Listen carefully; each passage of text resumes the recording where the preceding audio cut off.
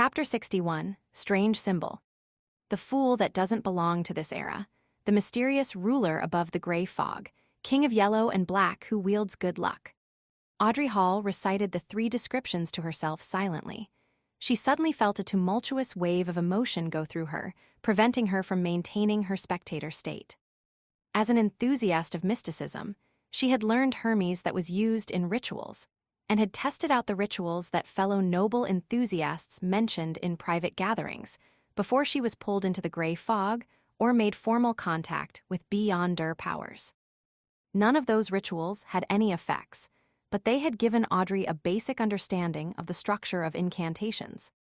Thus, she knew clearly what these three incantations described and signified. The descriptions usually described one of the 7 gods that looked over this world. Thus, the Fool's incantation was claiming status equal to the Lady of Crimson, Mother of Concealment, and the Empress of Misfortune and Horror.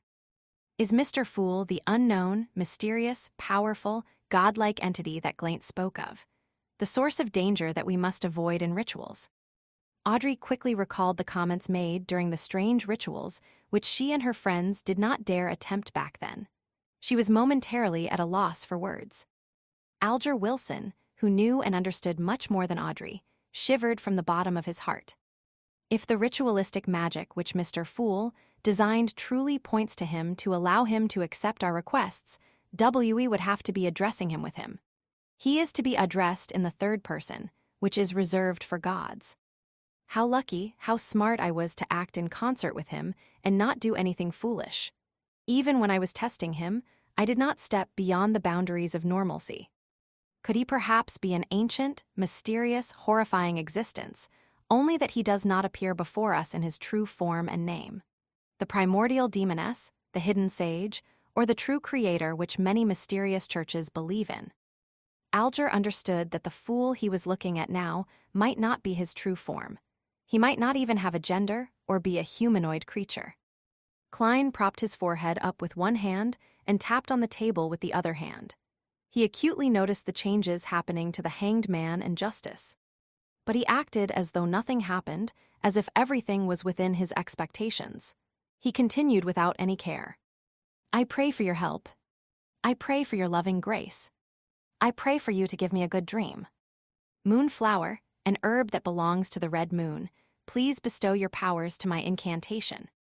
Fingered citron, an herb that belongs to the sun, please bestow your powers to my incantation. He finished describing the incantations that belonged to another type of ritual. After he was done, he smiled. Lady sir, have you memorized it? Ah, Audrey exhaled. She quickly covered her mouth and recalled seriously. With her improved memory as a spectator, she quickly processed the information and repeated the incantations as a form of confirmation. Alger acted more normally. His pen did not stop for a moment, no matter what he was thinking about. After Klein confirmed that Audrey was correct, he smiled and said, If this test is successful, then we shall modify the ritual next time to achieve what we want to do. I hope that you will have the time to complete the ritual no later than Wednesday. He intended to come in here again on Thursday night to ascertain if the ritualistic magic was successful. As for why he did not allow the hanged man and Justice to directly request a leave of absence, Klein was worried that he would be unable to discern if the results were from them asking for leave or merely the outcome of an attempt of the ritualistic magic. Was he to pull them into the gathering if that happened? By your will, Audrey and Alger replied respectfully, collecting themselves. According to the hanged man's suggestion last week, we shall have a time for casual conversation after all official issues have been discussed. Who shall begin? Klein gave a hand gesture, signaling for someone to start. Audrey sighed and said, Mr. Fool, the suggestion you made regarding the exam selection and the separation between civil and political matters has received the approval of many members of Parliament. Perhaps it could become a reality.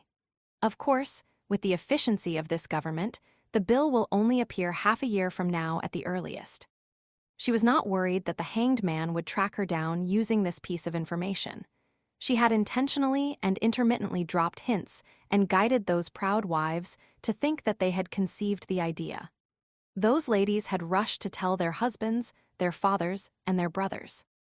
At that moment, Audrey felt as though she was watching a flock of golden peacocks showcasing their tail feathers. She believed that those women would drill it in themselves, that they came up with the idea to claim the glory for themselves. They would soon forget about what Audrey's role in the matter was, fighting among themselves to see who thought of the suggestion first. Using this remarkable way to change the system of a kingdom gave Audrey a weird sense of satisfaction, as if she had found a way for a spectator to influence the plot of a play. "Let's hope so," Alger replied sarcastically. He paused for a few seconds, then glanced at the fool. He deliberated before saying, "In recent decades, the amount of activities of the various secret organizations has seen an upward trend. In fact, there are even new secret organizations appearing, some of them having reached scale with a good number of beyonders. Are you trying to ask me for the reason? I have not even gained access to information about illegal organizations."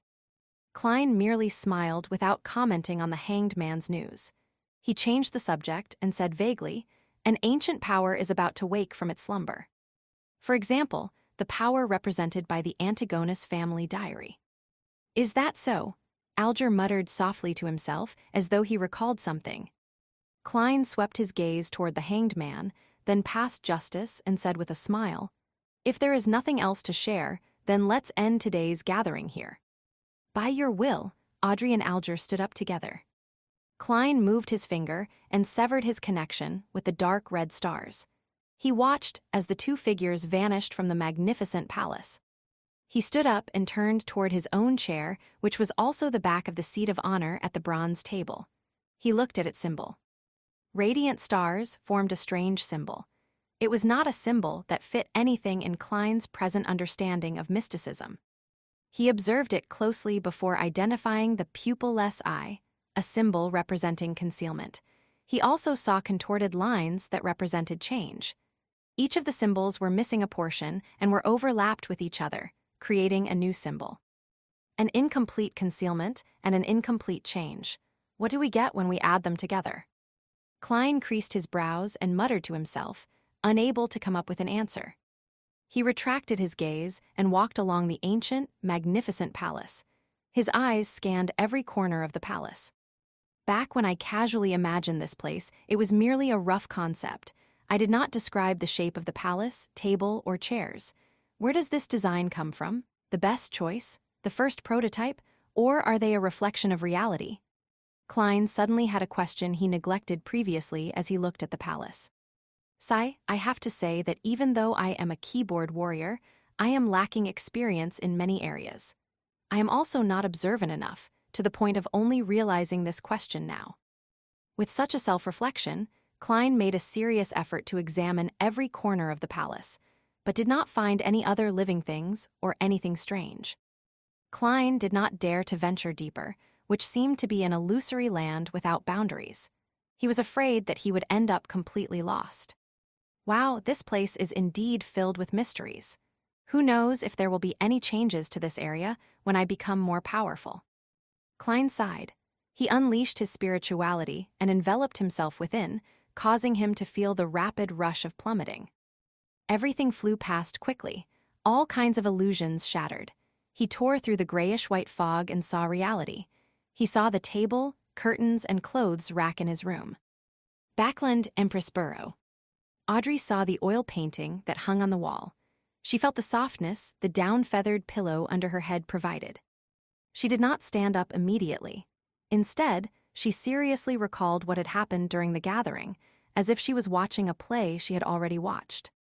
Mr. Fool had a certain confidence in his tone when he told us to try the ritual and gave us the descriptions of the mysterious ruler, the King of Yellow and Black. Confidence. Audrey exhaled as she was analyzing this silently, her body shuddering slightly. Forget it, since I cannot fight it, there's no need to think too much about it. Mr. Fool has always appeared friendly. He should be an entity that has a respect for order. Audrey's mood improved rapidly. She thought about her acting and the weakening backlash of the potion. She hummed a merry tune and got off her bed. She walked toward the door and adjusted her state of mind, taking on her state as a spectator. As she opened the door of the room, she saw a maid walking past. She saw the old calluses on her hands, the marks on her face, and other similar details. She could deduce many things from these observations. At this point, Audrey had a strange feeling. She quickly turned to look at the shaded corner of the balcony. She saw her golden retriever Susie sitting there, silently observing her, just like how she observed the maid. My goddess. Audrey's lips twitched as she sighed. She wanted so much to hide her face. On the Sonya Sea, in the heavily protected captain's quarters. Alger woke up and noticed that nothing had changed around him. It was as if nothing had happened. He sighed and thought to himself. An ancient existence. Klein, who had exited the ritual, pulled open the curtains. He took out his notebook and began writing once again. He recalled the contents of Emperor Roselle's diary, hoping to reinforce the memory through writing and prevent himself from forgetting it in the future. Klein reread the notes several times after he finished writing. Finally, he tore the notes up and incinerated them. I shouldn't forget the most salient points if I do this once a week, but with time and the increasing complexity of my missions. How unfortunate, I do not have better ideas for the time being. I have not learned any cryptography. Klein collected himself and stretched his neck.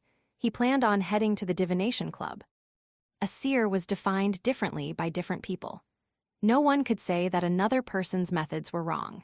So, Klein, who did not know which kind of seer fit the requirements of the potion, could only correct it as he experimented to ascertain which one was the best fit. Chapter 62, The Seer's Suggestion. Before Klein left home, he took the time to meticulously clean up his suit and top hat with a small brush and a handkerchief. Then, he washed his white shirt, changing into a similar linen shirt along with the only decent cheap coat he had. He then briskly walked out onto the street. First, Melissa's dress. Then, Benson's suit. Only then can I consider a second suit for myself. Money is never enough. Besides, we need to save money to buy porcelain tableware to receive our guests. Plus, I have to save money to buy a variety of materials related to mysticism. Klein sat on the public carriage and took note of the financial status at home. The more he did the math, the more he shook his head.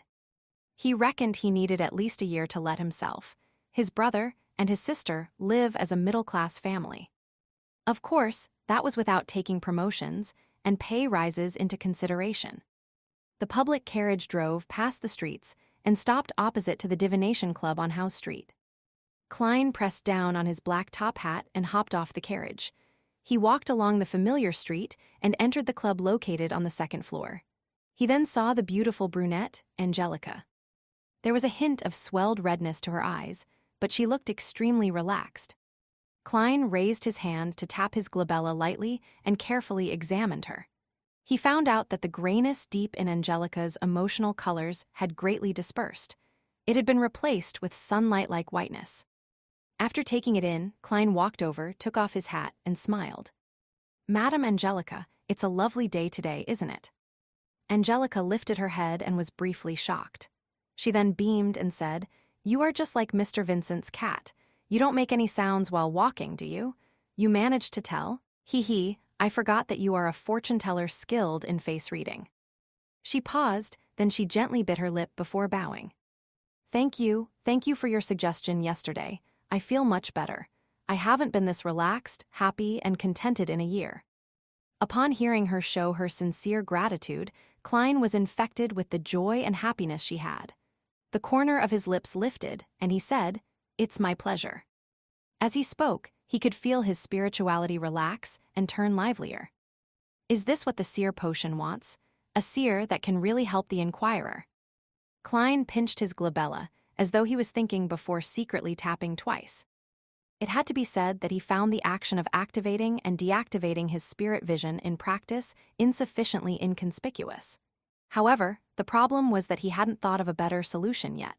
As he had just become a seer recently, his spiritually had yet to reach its limit, and the same was applied to his mastery. Hence, there didn't seem to be many suitable locations for an activation switch for his spiritual vision. The glabella was the best option by far. When I become a true seer, after fully digesting the potion, I should be able to design a more inconspicuous activation motion. Klein nodded unnoticeably and walked towards the half-opened meeting room. "Coffee or tea?" Angelica asked hurriedly. "Daisy coffee," Klein answered. He planned on trying out all the drinks the divination club had to offer. Then, he saw that there were 6 or 7 members present, but not Hannes Vincent, who almost always was. "Mr. Vincent isn't here." Klein stopped in his tracks and asked a passing question. Angelica was taken aback as she said, "Mr. Vincent doesn't come every day. He accepted an invitation to give a lecture for a divination organization at Enmat Harbor. Are you looking for him?" "Not at all, I was just curious. After all, I've seen him every time I've come here." Klein shook his head with a smile. Meanwhile, he realized that there was a familiar face among the 7 members present. Glacis, who had divined for him before, was present. Glacis was reading some information on the table with his monocle when he suddenly sensed someone looking at him. He lifted his head and cast his gaze. Obvious joy suffused his face as he propped himself up with both hands and stood up. He dashed towards Klein and stopped before him. "Good afternoon, Mr. Moretti. I have been wondering if you would come today. I heard from Angelica that you are not a doctor, but a fortune teller who is good at face reading." Klein smiled. "That's not the only thing I'm good at, Mr. Glacis. You no longer seem plagued by your ailment." He pinched his forehead and tapped his glabella twice. He noticed that Glacis's health colors had returned to normal. "Yes, I was very regretful for not taking your suggestion back then. Luckily, there is a very amazing apothecary near my place. He gave my wife a magical medicine which brought me away from death," Glacis said emotionally. As a quasi-member of the Nighthawks, Klein asked out of occupational interest, "Very amazing apothecary, very magical medicine." "Magical? How magical? Is it within the range of beyonders?" He said that it was a kind of folk medicine from Lenberg. "In short, it helped with treating my illness a lot," Glacis answered, without noticing anything abnormal about the question. "Folk medicine apothecary." Klein tapped his glabella as though he was thinking. "What's his name? Where does he stay? As you know, even a fortune teller can't guarantee that they would remain in the pink of health all the time. Perhaps I will need to go to purchase some medication from him in the future." Klein learned from his teacher and classmates that the current health system in the world was in a nascent state. There was almost no cure to many diseases, so the magical medications and miraculous apothecaries still controlled the market. There was no harm in knowing more, since it could one day serve useful. Glacis answered honestly, "His name is Lawson Darkwaide. He has a tiny store at 18 Vlad Street in East Borough named Lawson's Folk Herb Store." "Thank you," Klein remembered it and spoke sincerely. Glacis turned around and invited him to sit beside him.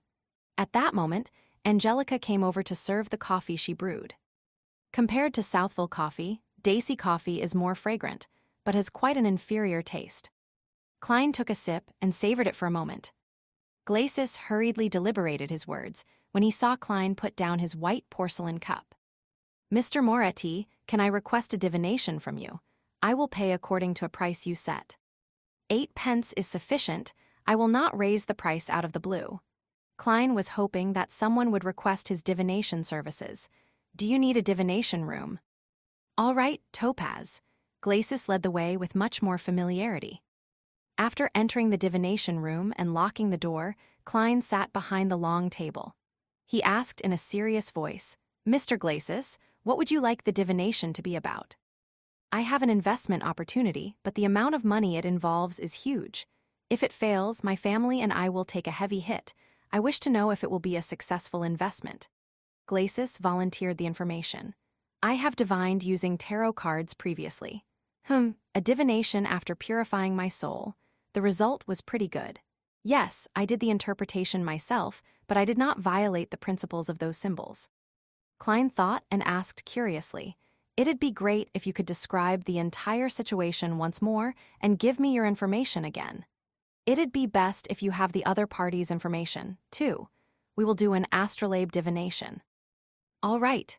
Glacis organized his words and said, "When Mr. Lanevis examined the Hornicis mountain range, he discovered a gigantic mine rich in high-quality iron ore.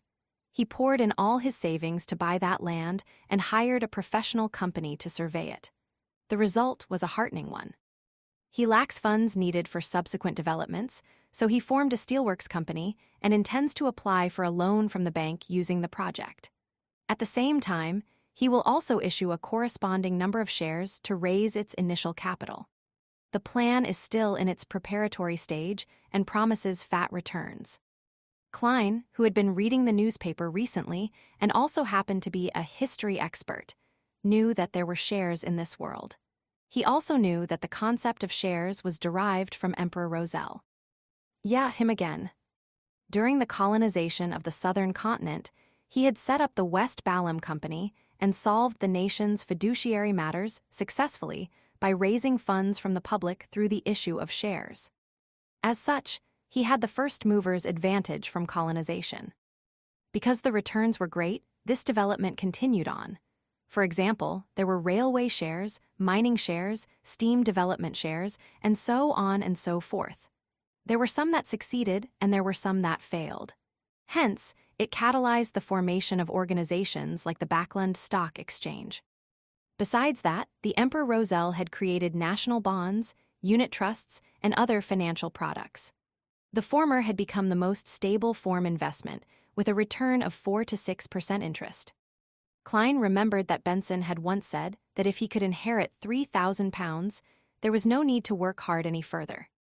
The stable annual interest of about 5% would result in an annual fixed income return of £150, roughly equivalent to Klein's annual income at present.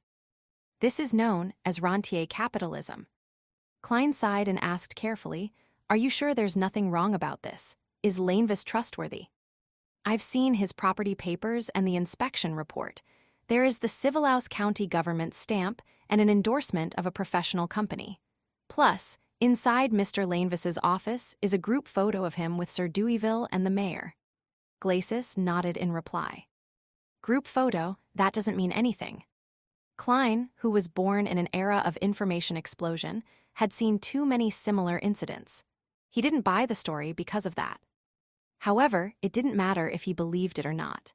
He could only pick up a pen and draw a corresponding astrolabe according to the crucial time and information that Glacis had provided him with. After a long while, Klein pointed to the astrolabe and said, "You should be able to tell that this will be a very unsuccessful endeavor. Below the flourishing surface is a cliff, a chasm. My divination suggestions going around it to avoid it." Glacis fell into silence, his mouth turning agape a few times before he closed it. A few minutes later, he said with a rueful smile, "I'll consider it carefully when I'm back." Upon hearing this answer, Klein could only shake his head with a silent sigh. He realized the helplessness of a seer. A seer could only give suggestions and not make the decision for others.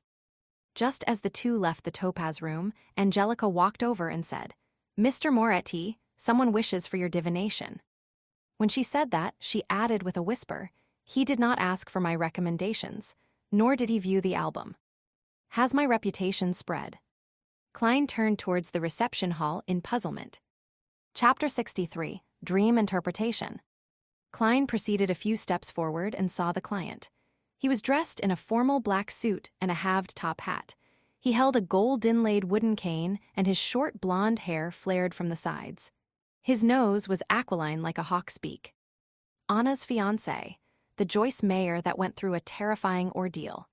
Klein, who had seen him in his dream divination, immediately greeted with a smile, "Good afternoon, Mr. Mayer." "Good afternoon, Mr. Moretti." Joyce took off his hat and bowed in greeting. "Thank you for the advice you gave Anna. She cannot stop praising how miraculous you are." Klein chortled and said, "I did not change a thing. You should be thanking yourself. Without your determination and your hope for a better tomorrow, you wouldn't have been able to overcome such an ordeal." After the exchange of pleasantries, Klein could not help but lampoon inwardly. Does this count as mutual professional bootlicking? In all honesty, I still find my coming back alive a dream. I still cannot believe that I survived wave after wave of terrifying ordeals. Joyce shook his head wistfully. Without waiting for Klein's reply, he asked curiously, "You knew who I was the moment you saw me. Was that because of my unique nose, or because you divined that I would visit you?" "I had your detailed information. That is enough for a seer, Klein answered vaguely, behaving like how a charlatan would. Joyce was indeed stunned. More than 10 seconds later, he squeezed a smile. Mr. Moretti, I wish to request a divination from you. The moment he finished his sentence, he suddenly realized something. Mr. Klein Moretti had addressed himself as a seer, not a fortune-teller. A seer. All right, let us head to Topaz, Klein gestured. At that moment, he felt as though he should have worn a long black robe. He tried to keep his words to a minimum to accentuate the mystique of a seer. Joyce Mayer locked the door behind him after entering the divination room. While he observed his surroundings, Klein seized the opportunity to tap his glabella twice and activated his spirit vision. Joyce sat down and set his cane down beside him. He pulled on his black bow tie and said hoarsely, Mr. Moretti, I wish for you to interpret my dream. Dream interpretation? Klein acted as though it was within his expectations, but was merely asking for confirmation. He saw that the colors representing Joyce's health were dull, but none of them signified an impending illness. The colors symbolizing his emotions were predominantly blue, and its darkness showed that he was obviously high-strung. Joyce nodded seriously. I have had the same horrific dream every night ever since the alfalfa arrived at Enmat Harbor. I know that this could be associated with the trauma of the ordeal and that I should go see a psychiatrist, but I suspect that this is no ordinary dream. A normal dream would definitely have some details that are different even if they recur every night, but this dream is, at the very least, constant in the parts which I can recall. To a seer, these kinds of dreams are seen as revelations given by the divine, Klein said, half consoling and half explaining. Can you describe the dream to me? Joyce clenched his fists and held it to his mouth. He thought deep for a moment before saying, I dreamed that I was falling from the alfalfa into the ocean. The ocean was dark red, as if it was filled with rotting blood. As I fell, I was grabbed by a person on the boat. I could not identify him, but I know that he was very strong. And I was also holding onto a person in an attempt to save him from falling into the sea. I know that person. He was a passenger of the alfalfa, Yauni's Kim. Because of his weight and his struggling, I could not bear the weight and could only release my hands and watch him get devoured by the sea of blood. At that moment, the person above me also released his hand. I flailed my arms, hoping to grab onto something, but there was nothing. I could only plummet rapidly. Then I wake up in horror, sweat covering my back and forehead. Klein held his forehead and gently rapped it as though he was thinking. He then organized his words and said, Mr. Mayer, nightmares, similar nightmares, and repeated nightmares, these are all psychological problems and have a corresponding source. The same nightmare recurring time and time again is a reminder from your spirituality. It is also a revelation given to you by the divine. Upon seeing Joyce appearing confused, he elaborated, Do not have any doubt, an ordinary person's spirituality is also capable of giving reminders. I do not know what exactly happened on the alfalfa, but I can see that it was a tragedy of blood and steel. It has left a deep trauma in you. Seeing Joyce nod slightly, Klein continued, You must have been very horrified, very fearful on the ship. It is easy for a person to lose their observational skills when overwhelmed by such intense emotions, thus missing signs that they should not have been missed. This does not mean that you have not seen those signs, but you have disregarded them, you understand? Disregarded. In your subconscious, in your spirituality, the details that you have missed are present all the same. If the thing that the detail is pointing toward is important enough, then your spirituality will remind you in the form of a dream. Previously, I had similar case of disregarding a feeling, only to later realize that the diary was with Ray Bieber.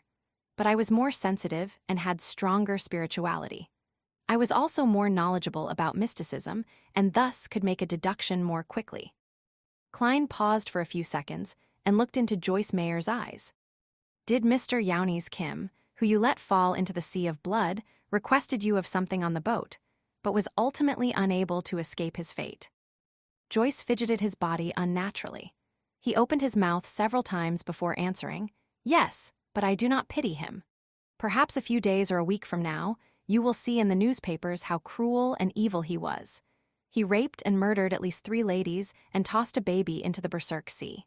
He also led a bunch of savages who had lost their rationality and brutally massacred the passengers and crew of the boat. He was scheming, strong, and evil. I did not dare, nor could I stop him. I would only have forfeited my life. I am not doubting what you did, Klein said, making clear his stand. Then he explained, but your dream is telling me that you are feeling regret and sorry. You believe that you should not have released your hand back then. Since you believe that killing him was an act of justice, then why are you feeling regret and sorry for it, so much so that you have recurring dreams about you releasing your hand? I don't know either. Joyce shook his head, confused. Klein crossed his hands and placed it under his chin. He attempted to analyze the situation. Incorporating what I just described, it seems you have missed certain details. For instance, anything that Yauni's Kim mentioned, his contents of his plea, the way he presented himself, etc. I cannot recall the incident for you, so please think about it carefully. There's nothing. All he could say back then was, "Spare me, I surrender," Joyce muttered in puzzlement. Klein did not know exactly what happened, so he could only guide him based on what he understood from the dream. Perhaps you felt that Yauni's Kim was more useful alive, that he could prove something or to explain something. Joyce knitted his brows. It was a while before he said, "Perhaps. I still find the conflict that arose on the Alfalfa happened too suddenly and turned intense too quickly. It was as if the passive evil in everyone's heart just erupted uncontrollably. It was too abnormal, very abnormal. Perhaps I wish to interrogate Yauni's Kim why he acted as though he was possessed by the devil in the first place." Klein suddenly had a stroke of inspiration after hearing Joyce's dreamy description. He spoke mysteriously with a tone unique to charlatans. "No, that's not the only reason." "What?" Joyce seemed shocked. Klein crossed his hands and held his chin up. He stared straight into Joyce's eyes and said with a slow yet forceful tone, "Not only did you find the matter abnormal, but you also saw some things that you disregarded. And putting together these things that you disregarded results in a terrifying conclusion.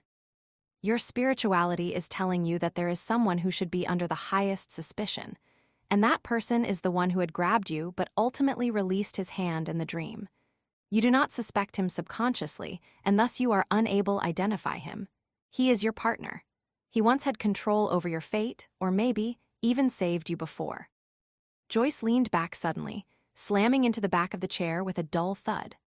His forehead slowly became laced with sweat, his eyes filled with confusion. I see it." Joyce suddenly stood up noisily, causing his chair to wobble and nearly fall. "Mr. Triss," he used all the energy in him to utter the name. He was a friendly and bashful little boy with a round face.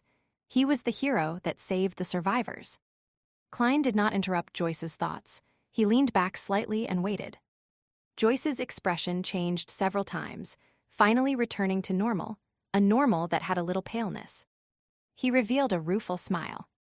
"I understand now. Thank you for interpreting my dream. Perhaps it is time for me to make a trip to the police station." He took out his leather wallet and fished out a 1 soldi note. "I do not think that money can fully represent your worth, and I can only give you the price you asked for. This is for you." Joyce pushed the note toward Klein. "I wouldn't have minded if you gave me 10 pounds. 1 soldi, you sure are like your fiancé." Klein kept up his mysterious vibe as a charlatan and said nothing, smiling as he pressed on the note. Joyce took a deep breath, wore his hat, and turned to walk toward the door.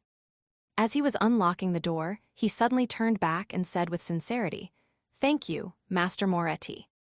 "Master." Klein laughed to himself. He watched as Joyce left the divination room and said silently to himself, "Whatever happened on the Alfalfa seems extraordinary. If only the captain was here, he would be able to understand everything that happened in Joyce Mayer's dreams." Tuesday at dawn, Backland and Prospero. Audrey, who woke up earlier, beckoned her golden retriever Susie over. She said with a serious tone, "Susie, you are also a beyonder now. We are the same kind, you. No, what I mean is that we have to help each other. Guard the door later and don't let anyone disturb me. I have to conduct a ritual." Susie looked at her mistress and shook her tail in exasperation. Chapter 64, Instigator.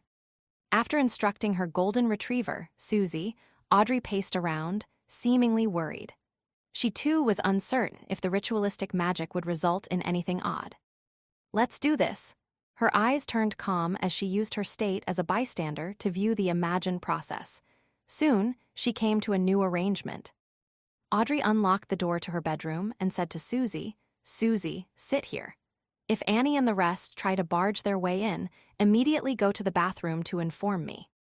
In order to prevent any accidents, her personal maidservant had the key to unlock her door. Susie looked at her enigmatically and wagged her tail thrice. "Very good, I will let you choose anything you want for lunch today." Audrey pumped her fist gently. After exhorting Susie, she entered the bathroom. The square bathtub was 3 to 4 meters on each side. There was clear water rippling gently in it with steam emitting from it. It was quite a dreamy sight. Audrey tidied up a rectangular table with many bottles placed on it. Then, she went back out and moved candles, sacrificial items, and a white robe over. Immediately after that, she closed the bathroom door. With everything done, Audrey heaved a sigh of relief and picked up a translucent light blue bottle beside the 4 candles. The cylindrical bottle shimmered dreamily under the light. In it was the essence oils she had distilled from a mixture yesterday. As an enthusiast of mysticism, she had no lack of research regarding such items. She had many different kinds of extracts, flower essence, perfume, essential oils, and incense that she brewed herself at home. As such, she had already finished the initial preparations according to the fool's instructions. Moonflowers, gold mint, slumber flowers, fingered citron, and rock rose. What an odd concoction. Audrey mumbled softly. "Oh, one has to cleanse one's body and calm their mind before engaging in ritualistic magic. This is a form of reverence to the divine, to the target." As she went through the entire process in her head, she placed the ritual's essential oil beside her bathtub. She reached out and began disrobing what she wore at home. Pieces of her silk clothing fell into the laundry basket one after another. Audrey coiled up her hair into a bun and tested the water's temperature with her hand. Then, she carefully stepped into the bathtub, allowing her body to slowly sink into the water's warm embrace. Phew, she exhaled comfortably, finding herself warm all over. She felt abnormally relaxed. "I don't even want to move a single finger." Audrey forcefully pumped herself out as she grabbed the translucent light blue bottle beside her and dripped a few drops into the water. A waft of fragrance dispersed, filling the silence with a refreshing smell. Audrey breathed in a few times and nodded in satisfaction. "Not bad, it smells really good. How relaxing, how comfortable. I don't want to move at all. All I wish is to lie here in silence." Silence in silence, silence. After losing her sense of time, Audrey suddenly heard barking. She opened her eyes in shock, looking to her sides in a daze. She had no idea when Susie had opened the door and entered. She was squatting outside the bathtub, looking at her with an exasperated look. As she rubbed the corners of her eyes, Audrey felt that the water had cooled down quite significantly. I fell asleep," she subconsciously asked herself. Susie looked at her without barking or wagging her tail. "Haha, the effects of that bottle of ritual essential oil sure is great." "Yeah, really great," Audrey chuckled dryly as she explained with a cheerful tone.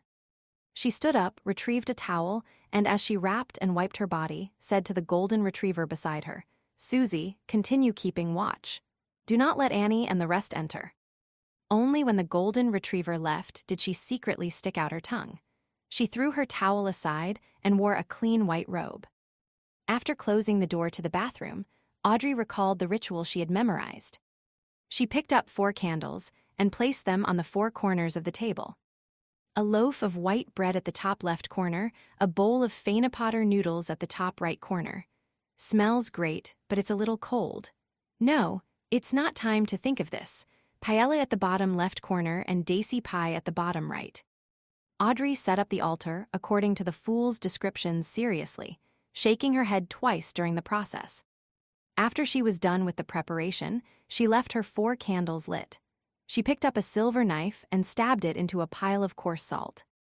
After narrating the sacred incantation in Hermes, Audrey raised the knife with beautiful patterns and placed it into a cup filled with clear water. After focusing her mind, she pulled out the silver, sacred blade. cogitating her spirituality to spew out and spread from her blade. Invisible energy spewed out as Audrey held the knife and circled the altar once. When she felt that a spirituality wall was fully erected around her, she expelled all the uncleanliness and distractions outside. Maintaining her spectator state, she prevented her excitement and joy from affecting the ritual. She put down the silver knife and picked up the tiny light blue crystalline bottle and dripped a drop on each candle. Sizzle! A faint fragrance emanated as Audrey's body, heart, and soul seemed to attain tranquility. She drew a breath as she lowered her head in reverence and began chanting the incantation in Hermes. The fool that doesn't belong to this era. You are the mysterious ruler above the gray fog. You are the king of yellow and black who wields good luck. I pray for your help. I pray for your loving grace. I pray for you to give me a good dream. Moonflower, a herb that belongs to the red moon, please bestow your powers to my incantation. Fingered citron, a herb that belongs to the sun, please bestow your powers to my incantation. Right after Audrey chanted the incantation and hoped to cogitate the contents of her plea, she felt there was a stir within the spirituality wall. She saw a dark red star swirling on the back of her hand. Her heart leaped as she hurriedly closed her eyes and calmed her heart to plead sincerely. When everything was over, she surveyed her surroundings wondrously, but did not find anything odd. Is that all? Audrey knitted her eyebrows slightly as she whispered. The king of yellow and black who wields good luck, the fool that doesn't belong to this era. In the Blue Avenger's captain cabin, Alger Wilson, in his windstorm robe, was silently reciting the 3 lines of description he had heard in the afternoon. He seemed to be attempting to find clues of the person's identity through it. He shook his head and stood up in a clearly vexed manner, but ultimately did not do anything. Alger was not at ease inside the Blue Avenger, an ancient ship that was a relic from the Tudor dynasty. Although he was already in control of the ship, he had a gut feeling that there were still many hidden secrets, just like the Blood Emperor. Therefore, he planned on using the ship to test the fool's powers, but did not wish to attempt the unknown ritualistic magic on the ship. Alger ruminated for a few minutes before leaving the captain's cabin and went on deck. He said to the few sailors, "We will be reaching the Rörsted archipelago soon. We will be anchoring there for a day." The sailors immediately cheered as they shouted in unison, "Thank you, my lord." As the ghost ship did not need sailors, there were very few sailors on board. There was no need to worry about their supplies, being able to enjoy fresh food and clean water. However, day after day of voyaging at sea and the nearly unending vistas exhausted them both physically and mentally. It felt like they were always repressed and tolerating something until they lost control. As for the Rörsted archipelago, it was a famous colony on the Sanya Sea. Their business was booming, and they had all kinds of industries. "I simply can't wait." A crew member gyrated his hips and sniggered a meaningful laugh that all men would understand. On the public carriage toward Zoudeland Street, Klein, who was reading the newspapers leisurely, suddenly jolted. He seemed to hear an ethereal voice calling out to him. Shapeless murmurs resounded in his mind as his forehead throbbed uncontrollably. The contents of the calling that could not be heard left as fast as it came. In just 10 seconds, it was gone. Klein pinched his forehead and resisted the throbbing pain deep in his brain. Is this the murmurings of unknown existences that old Neil mentioned? A result of having enhanced spiritual perception? Thoughts flashed through Klein's mind as he suddenly saw 4 black dots appear on the back of his right hand. They were like tiny, inconspicuous moles. The 4 black dots that stemmed from the luck enhancement ritual quickly sank, dimmed, and vanished. Klein looked at it in surprise and had an additional guess about what had just happened. Justice or the hanged man has attempted the ritualistic magic I gave them. Was my train of thought right? Those 3 descriptions have precisely pointed towards me through the mysterious space above the gray fog. But I'm far from powerful enough.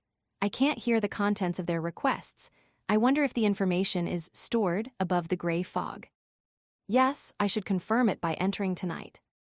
Klein felt a little perturbed and agitated. He quickly raised his newspaper and hid his face, preventing anyone from seeing the changes to his expression. Soon, he arrived at Zoudeland Street and entered the Blackthorn Security Company. Before he could greet Rosin, Klein saw Captain Dunsmith walk out. He held a piece of paper with a portrait on it. "Take a look at this internal warrant of arrest. A very cruel and vicious beyonder has entered Tingen."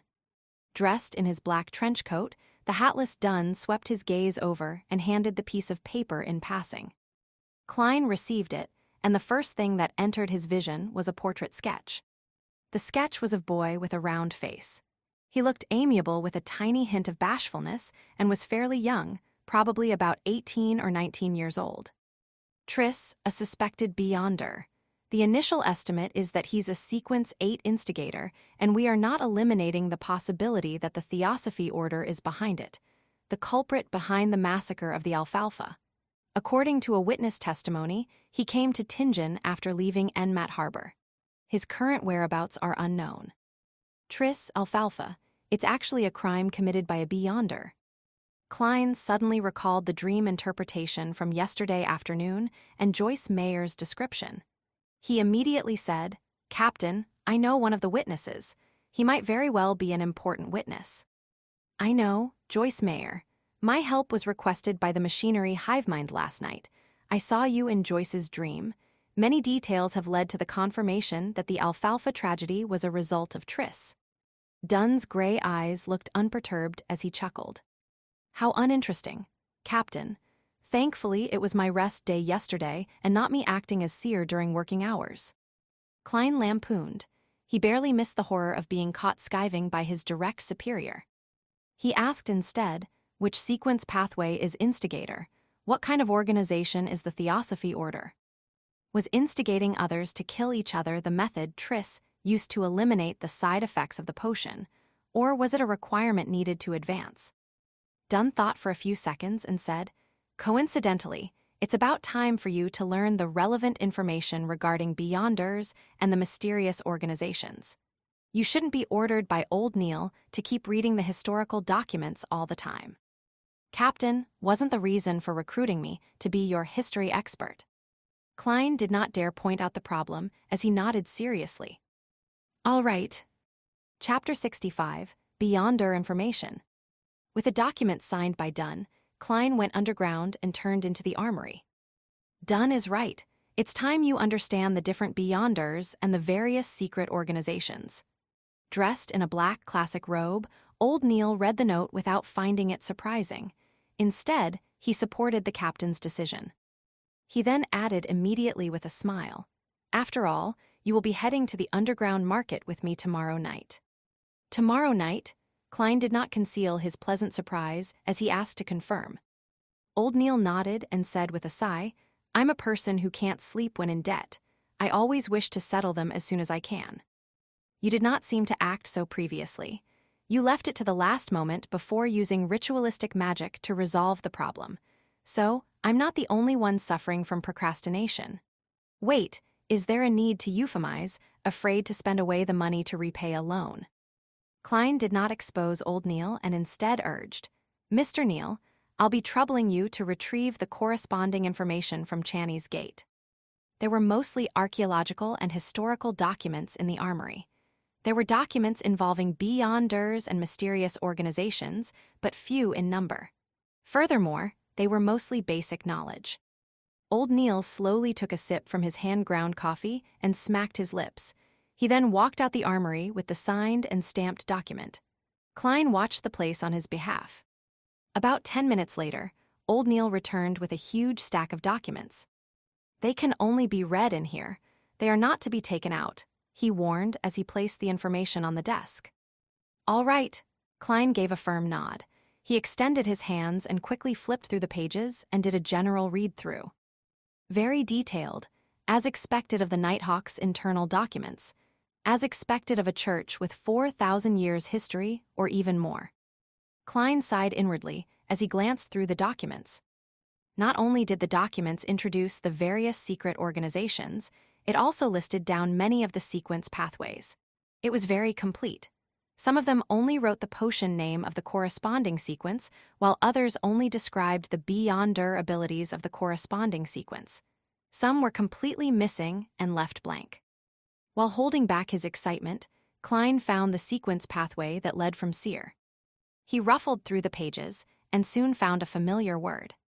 Then his delighted expression quickly froze because there was no corresponding potion name, sequences 7 and 8, after seer. Thankfully, the abilities of the two following sequences are present. Klein silently exhaled as he calmed his mind and read the description seriously. Sequence 8, potion name unknown. The corresponding Beyonder is good at fighting with artifice and very crafty. Good at fighting with artifice? This is the next advancement of seer. Why does it feel odd? I'm not a hunter. Am I going to become a melee mage? What does crafty mean? My intelligence is enhanced, making me good at fooling the enemy. Klein was stunned. He even suspected that the Nighthawk's information was wrong. There were corresponding case studies appended, but he could not find a reasonable explanation despite reading it repeatedly. He cast his gaze lower as the description of sequence 7 entered his eyes. Potion name unknown. The corresponding Beyonder is good at many spells that can be quickly cast, fuses one's body's skill and supernatural powers as one. That's more like it. This is what an advancement of a seer should sound like. Klein heaved a sigh of relief. After seeing the case studies of sequence 7, he cast his eyes to the overall description of the pathway. This sequence pathway was first established by the Solomon Empire's Zeratul family. During the conflicts of the Fourth Epoch, the family was not fully destroyed. The family's name was occasionally heard in the history of the Fifth Epoch. It is suspected to be connected to the ancient organization, the Secret Order. Zeratul. Upon seeing this name, Klein's eyes constricted. He had just seen this name appear in the remnant diary pages of Emperor Roselle yesterday afternoon. Roselle's acting came from a reminder by the mysterious figure known as Zeratul.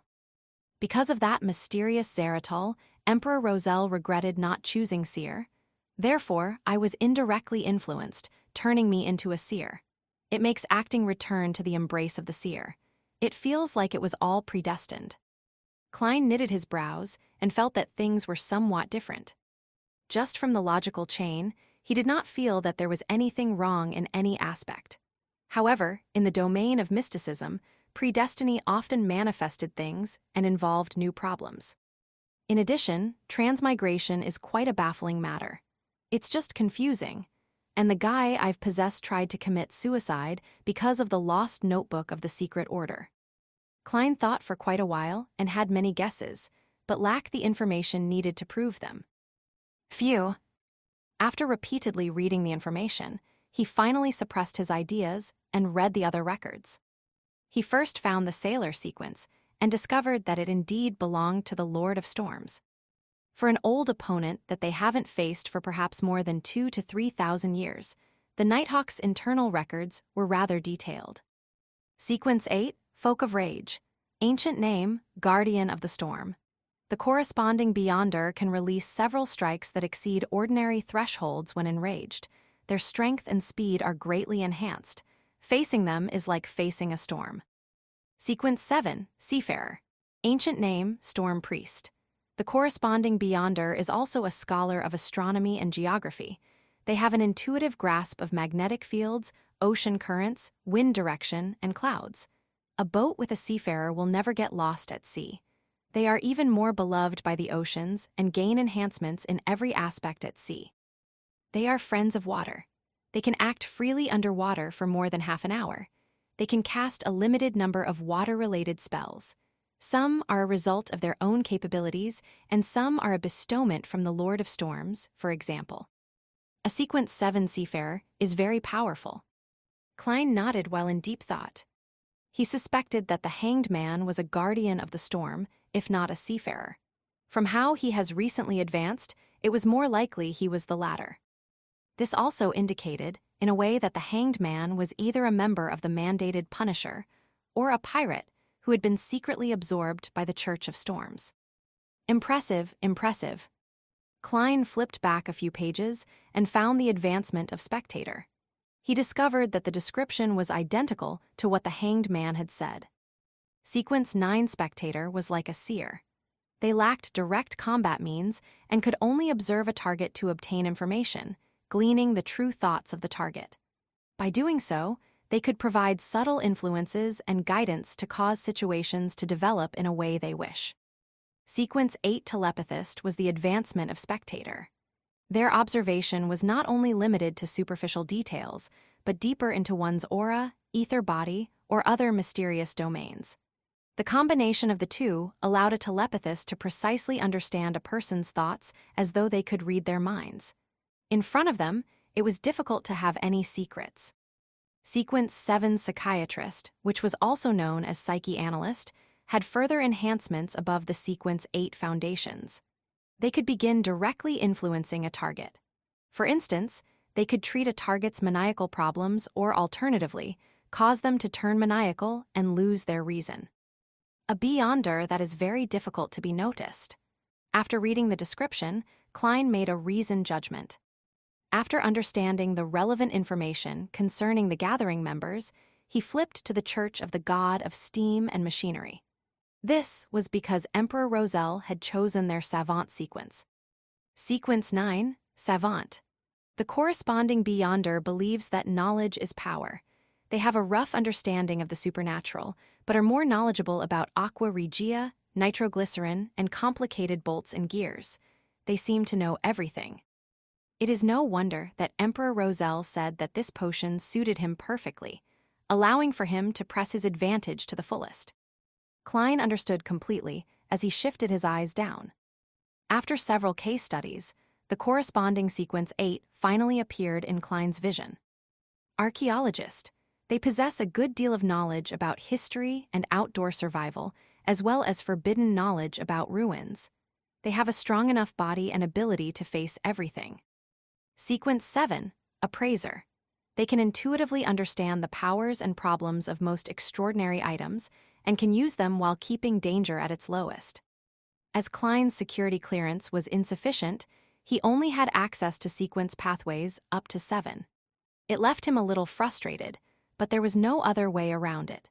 He only wished that Backlund would quickly send over the sealed artifact 20 for 9 to determine if Ray Bieber was a descendant of the Antigonus family. That way, he would have a chance of becoming a formal member and obtain a higher security clearance. Collecting himself, Klein read the material seriously from cover to cover. He knew that the sequences following Corpse Collector were Gravedigger and Spirit Medium. He also knew that there was no information about the Sequence 8 of the Mystery Prior Path. Not only was there no name for the potion, but even the description had been left blank.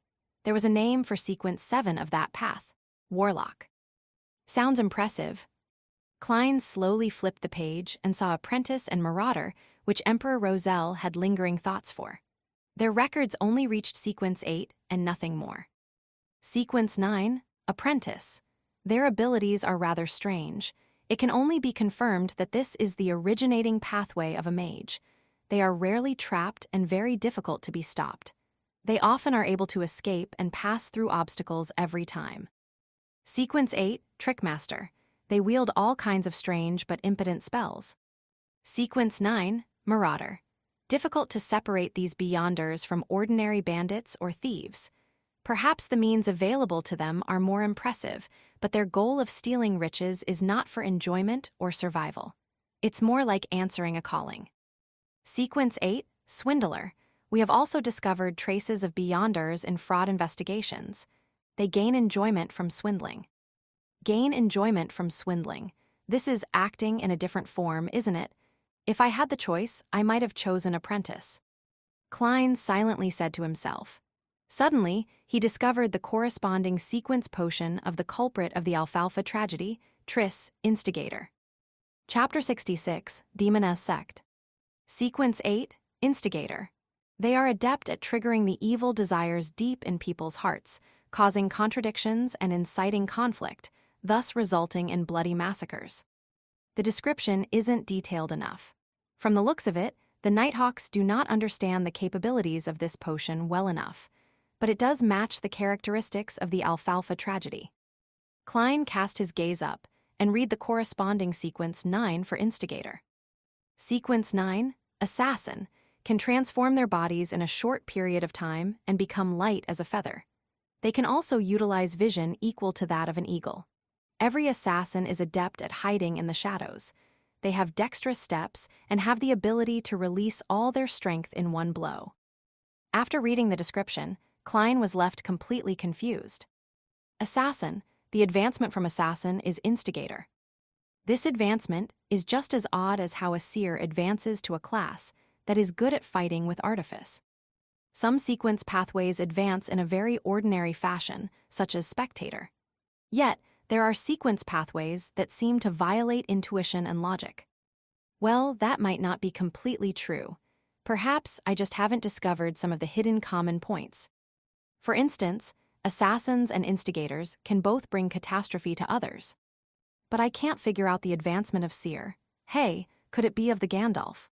Lineage? After adding some supportive magic, the other attribute points are dumped into strength and techniques. As Klein lampooned in a speechless manner, he silently shook his head. He flipped to the section about the secret organization, the Theosophy Order that involved instigators. Theosophy Order, a secret organization that appeared in the Fifth Epic, which is the early era of the current epic. They believe that the mind is fundamental to a person, while the physical flesh is a cage that restrains the mind. The reason why humans do evil is a result of the physical body's influence. One has to use their spirituality to obtain knowledge, allowing the mind to gradually extricate from the body. Then, through the trials of the stars, they will eventually be separated from the material world, returning to the purest and truest self, obtaining eternal redemption. Therefore, many extremist members of the Theosophy Order will make destroying the bodies of others their goal, which has led to many bloody massacres. It is obvious that they possess two sequence pathways. The first is the more common apprentice and trickmaster potions among their members. The other sequence, comprised of assassin and instigator, rarely appear. There is currently no evidence that indicates that the Theosophy Order possesses sequence 7 or higher potions. It is unknown how the Theosophy Order established itself. Their possible origins can only be analyzed using the two sequence pathways. Firstly, the apprentice and trickmaster sequences easily remind people of the Abraham family of the Tudor dynasty in the Fourth Epic. The Tamara family, tied to the Abraham family through marriage for extended periods of time, cannot be eliminated as well. Secondly, assassin and instigator point towards the demoness sect. The Abraham, Tamara, Antigonus, and Zeratul families, the Solomon Empire's Black Emperor, the Tudor dynasty's Blood Emperor, the Trunsost Empire, and the Jacob and Ammon families that the Hanged Man had mentioned. There are really lots of secrets buried in the history of the Fourth Epic. There might be a lot of facts, too. Klein was astounded from what he read. He had a deep appreciation for how the history of the Fourth Epic was clouded in fog. The outline he could see through the fog left him shuddering involuntarily. It was as though he could imagine a thriving era of Beyonders, an epic with blood and strangeness in a concerted dance or horror and distortion in a symphony. Klein drew in a silent gasp and flipped through the book, but did not discover any corresponding descriptions of the demoness sect. He looked up and saw old Neil wrestling with some filter paper with his hand-ground coffee. He asked sincerely, "Mr. Neil, what organization is the demoness sect? I can't find any introduction about them in the documents." Old Neil was in no hurry to respond. After wrestling with his coffee, he chuckled and said, "Your security clearance isn't high enough. Even with Dunn's permission, you would not be able to read the relevant information. It can also be said that a lot of the information is only available in the Holy Cathedral and isn't stored behind Tinjin City's Channy's Gate. Perhaps wait till the day you become a captain of the Nighthawks. You would be sent to the Holy Cathedral for training and would then be able to access them. I do not understand much about the demoness sect. All I know is that they worship the primordial demoness. They believe that this secret existence is the true inheritor of the Creator. She was born out of the chaos and was the earliest to be born from the Creator's body. She is also the ultimate ender that ends everything. Their sequence pathways are related to this because to obtain the favor of the primordial demoness and to approach this secret existence, the upper echelons are all female. This is also why they are called the demoness sect. Anything else is not something a formal member like me will know. I've heard that the demonesses make it their mission to spread catastrophes. Spread catastrophes? This does match the hidden commonality of assassin and instigator, but this Mr. Triss's future seems bleak. The subsequent potions seem to be more suited for females. Klein's nodded slightly before he continued reading the information. After he finished reading, he realized that the secret organizations were a lot more than he imagined. But on second thought, he found it very ordinary. After all, this world had so many years of history underlying it. There was once an era when Beyonder powers were extremely active. According to the provided information, Klein categorized the secret organizations into 3 based on era. First were the ancient organizations born in the 4th epoch. They included, but were not limited to, the Moses Ascetic Order, Secret Order, and the Blood Sanctify sect, which were followers of the devil. However, the information only mentioned the Demoness sect once. The second was the secret organizations early in the 5th epoch, the present epoch. For instance, the Theosophy Order or the death-worshipping Numinous Episcopate. There is also the Life School of Thought, which employs a master-apprentice heritage, and the Rose School of Thought, known among Beyonders for its bloody sacrifices. The third category were new organizations that appeared in the recent century or two. They include the Aurora Order, the Iron and Blood Cross Order, the Element Dawn, and the Psychology Alchemists, which Klein learned about much earlier. Apart from them, there were other organizations that did not do anything major. Benson and Melissa must have never imagined that the world is so dangerous. It's not only limited to wars. Klein shook his head with a wry smile. He stacked the classified documents neatly before pushing it to old Neil. Meanwhile, he added silently in his heart, "Please don't let my tarot club be on the list." Old Neil never suspected that a leader of a secret organization was sitting opposite to him. He chuckled and took the documents and headed to Channy's gate. Klein sat there and wondered if he should divine the location of instigator Triss, but he abandoned the thought after less than 20 seconds. After all, he only had a vague idea of Triss's appearance and did not know if the name was genuine.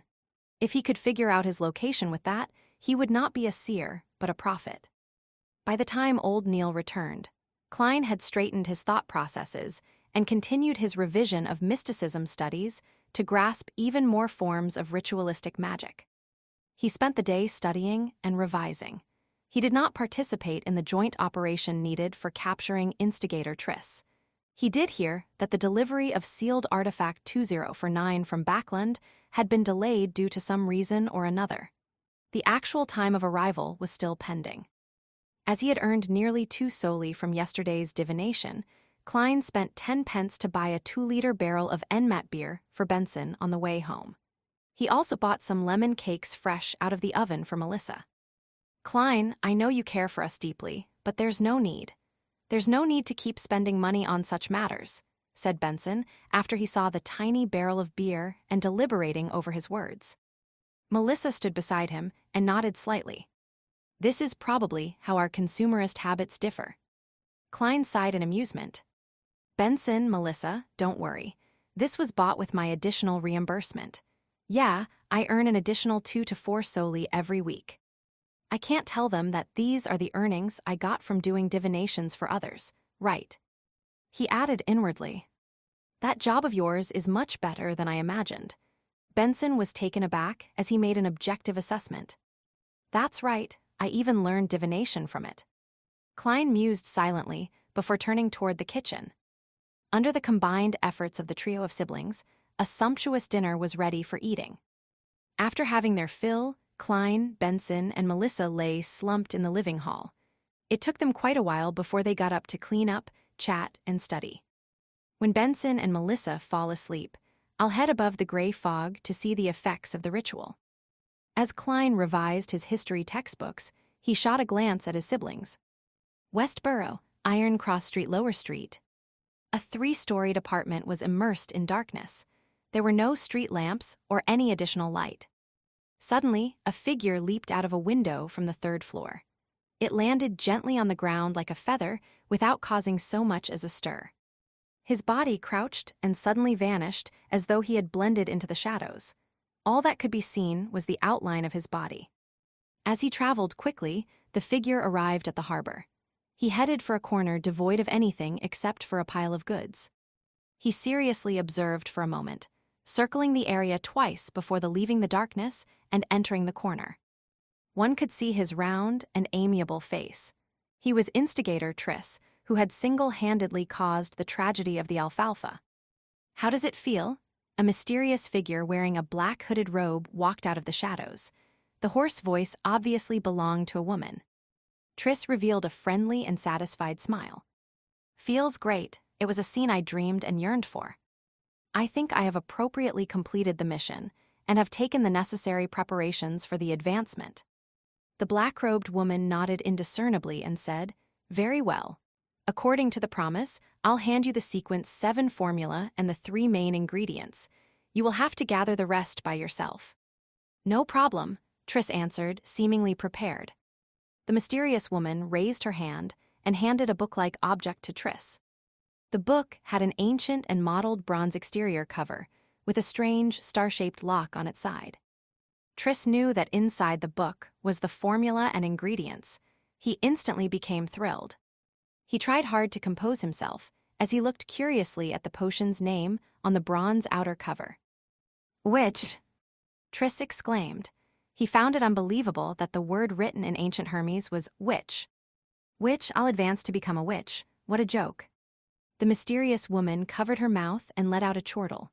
It took her quite some time before she answered, "Weren't you always curious? Curious about why our upper echelons are all female?" "That is the answer. Gandalf is a fictional character, a wizard and one of the protagonists in J.R.R. Tolkien's novels The Hobbit and The Lord of the Rings."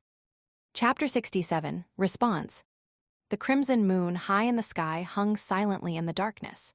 It illuminated Tingen City, the city of universities, as it gradually fell silent. Klein stood in front of his desk and looked through his oriel windows to see the empty Daffodil Street.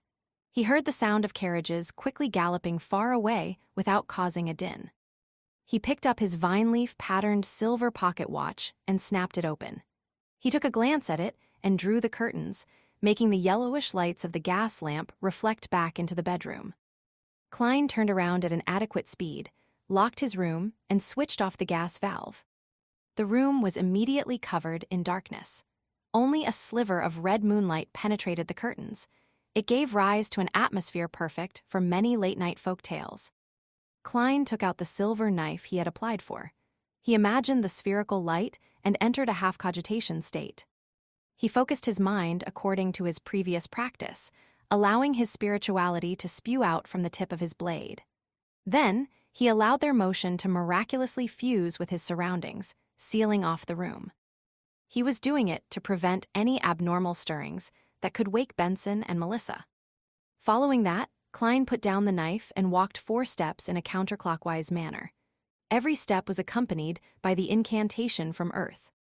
The unchanging roars and murmurs inundated him. With the same mania and pain inflicted on him, he did his best to control himself and withstood the most grueling and dangerous stage in his half-conscious state. The grayish-white fog was endless. The dark red stars were at varying distances from him. The towering divine palace stood erect like a dead giant. Nothing seemed to have changed. The silence and antiquity that had accumulated over thousands of years swarmed him. "No, there is a change." Klein silently muttered to himself, his gaze locked onto a dark red star near him. That was the star symbolizing justice. The star's deep redness began to pulse. It did so with average amplitude, but did not stop. Klein carefully spread out his spirituality towards the deep redness. The moment the two made contact, he felt a hum in his head. He saw a blurry and distorted scene and heard the illusory but stacked voice of prayers. "The fool that doesn't belong to this era. You are the mysterious ruler above the gray fog. You are the king of yellow and black who wields good luck. I pray for your help. I pray for your loving grace. I pray for you to give me a good dream. I pray for you to give me a good dream. I pray for you to give me a good dream." The female voice resounded constantly in an intermittent fashion. Klein's psyche turned more irritable and chaotic. It was akin to listening to someone upstairs pounding on the floor when he had just fallen asleep. He repressed his emotions and used cogitation to calm the urge. He carefully discerned the blurry scene that appeared before him. It was a girl dressed in white robes. She had a head of beautiful golden hair. She was standing before 4 flickering flames, her head lowered as she kept chanting. From the distorted image, Klein barely recognized her to be Miss Justice. At this point, he confirmed that the ritual incantation he had created could precisely point towards the gray fog, towards him. This gave him a huge sense of achievement, going from nothing to having something. I won't praise myself for being awesome. Klein's mood turned for the better. He felt that the pleading voice that echoed in his ears like a buzzing fly was now acceptable. With a thought, he attempted to create a response in his mind, transferring it through the intricate connection to the dark red star. I'm aware. The gray layer emanated before him. A distorted and blurry figure stood in the deepest depths. The spot where his eyes ought to be swirled with deep redness, as his voice resounded repeatedly in the vast and empty world. I'm aware. I'm aware. I'm aware. Audrey Hall was jolted awake suddenly. She sat up with her blanket wrapped around her as her mind was fully occupied with the scenes she saw in her dream. She knew very well that she had dreamed of the Fool, the mysterious being that lived above the fog. Is this a response to my morning prayers? Audrey, who quickly entered her spectator state, calmed down and analyzed. Although she did not understand why the Fool did not respond on the spot and only did so at night, she was still shocked that the ritualistic magic was effective with the few lines of incantation. In the past, she had prayed to the Evernight goddess, but had never received any response. Even if Mr. Fool was not a god, he is likely not far from being one. Audrey slowly inhaled before slowly exhaling. Since he was a powerful existence that she had no means of resisting, she quickly threw aside her worries. She began considering what to do next. First, I have to completely digest the spectator potion. My acting is still pretty good. Second, I have to seek out the psychology alchemists. Third, I should try to obtain the telepathist potion formula from Mr. Fool or clues regarding the psychology alchemists elsewhere. However, every godlike existence should have a complete sequence pathway that belongs to them. They might not know the formulas of other sequence pathways. A new Beyonder organization like the psychology alchemists might not be able to garner Mr. Fool's attention. With the connection severed, Klein sat at the bronze table seat of honor in a rather good mood. He was completely covered in gray fog. He leaned back and clenched his fist to cover his mouth. He recalled and analyzed the process. At that moment, he was the only living being in the world of the gray fog. Apart from that, there was absolute silence. It seems I can only pass information over and am unable to use the powers in here. From the looks of it, my idea of manipulation would not work. Klein kept prodding his mouth as he silently made a conclusion. He had originally planned on attempting to bind his body with the world of the gray fog in the same manner if the incantation and ritual proved effective. As such, he could then leverage all the power of this mysterious space. If that happened, he could pray to himself, and through such a manipulative manner, he could go around the limitations, the mysteries, and the danger, allowing him to fully use the gray fog world. For example, he could first conduct a ritual and pray to himself for spells. Following that, he could come above the gray fog and answer his own request and bestow it. From the looks of it, I was being too idealistic. My understanding and control of the gray fog world has not reached that level. Klein shook his head in a self-deprecating manner and planned on leaving. At that moment, he saw the dark red star that represented the hanged man begin to pulse. He heard an ethereal and formless voice spread out.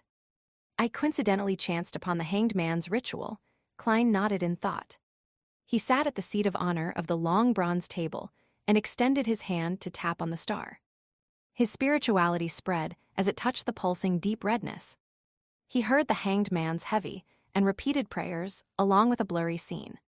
The hanged man was draped in a pure black robe in the scene. He stood in front of 4 plumes of fire. The surrounding spirituality had formed a wall, isolating him from any external influence. Klein did not immediately respond. All he did was watch and listen silently. You are the king of yellow and black who wields good luck.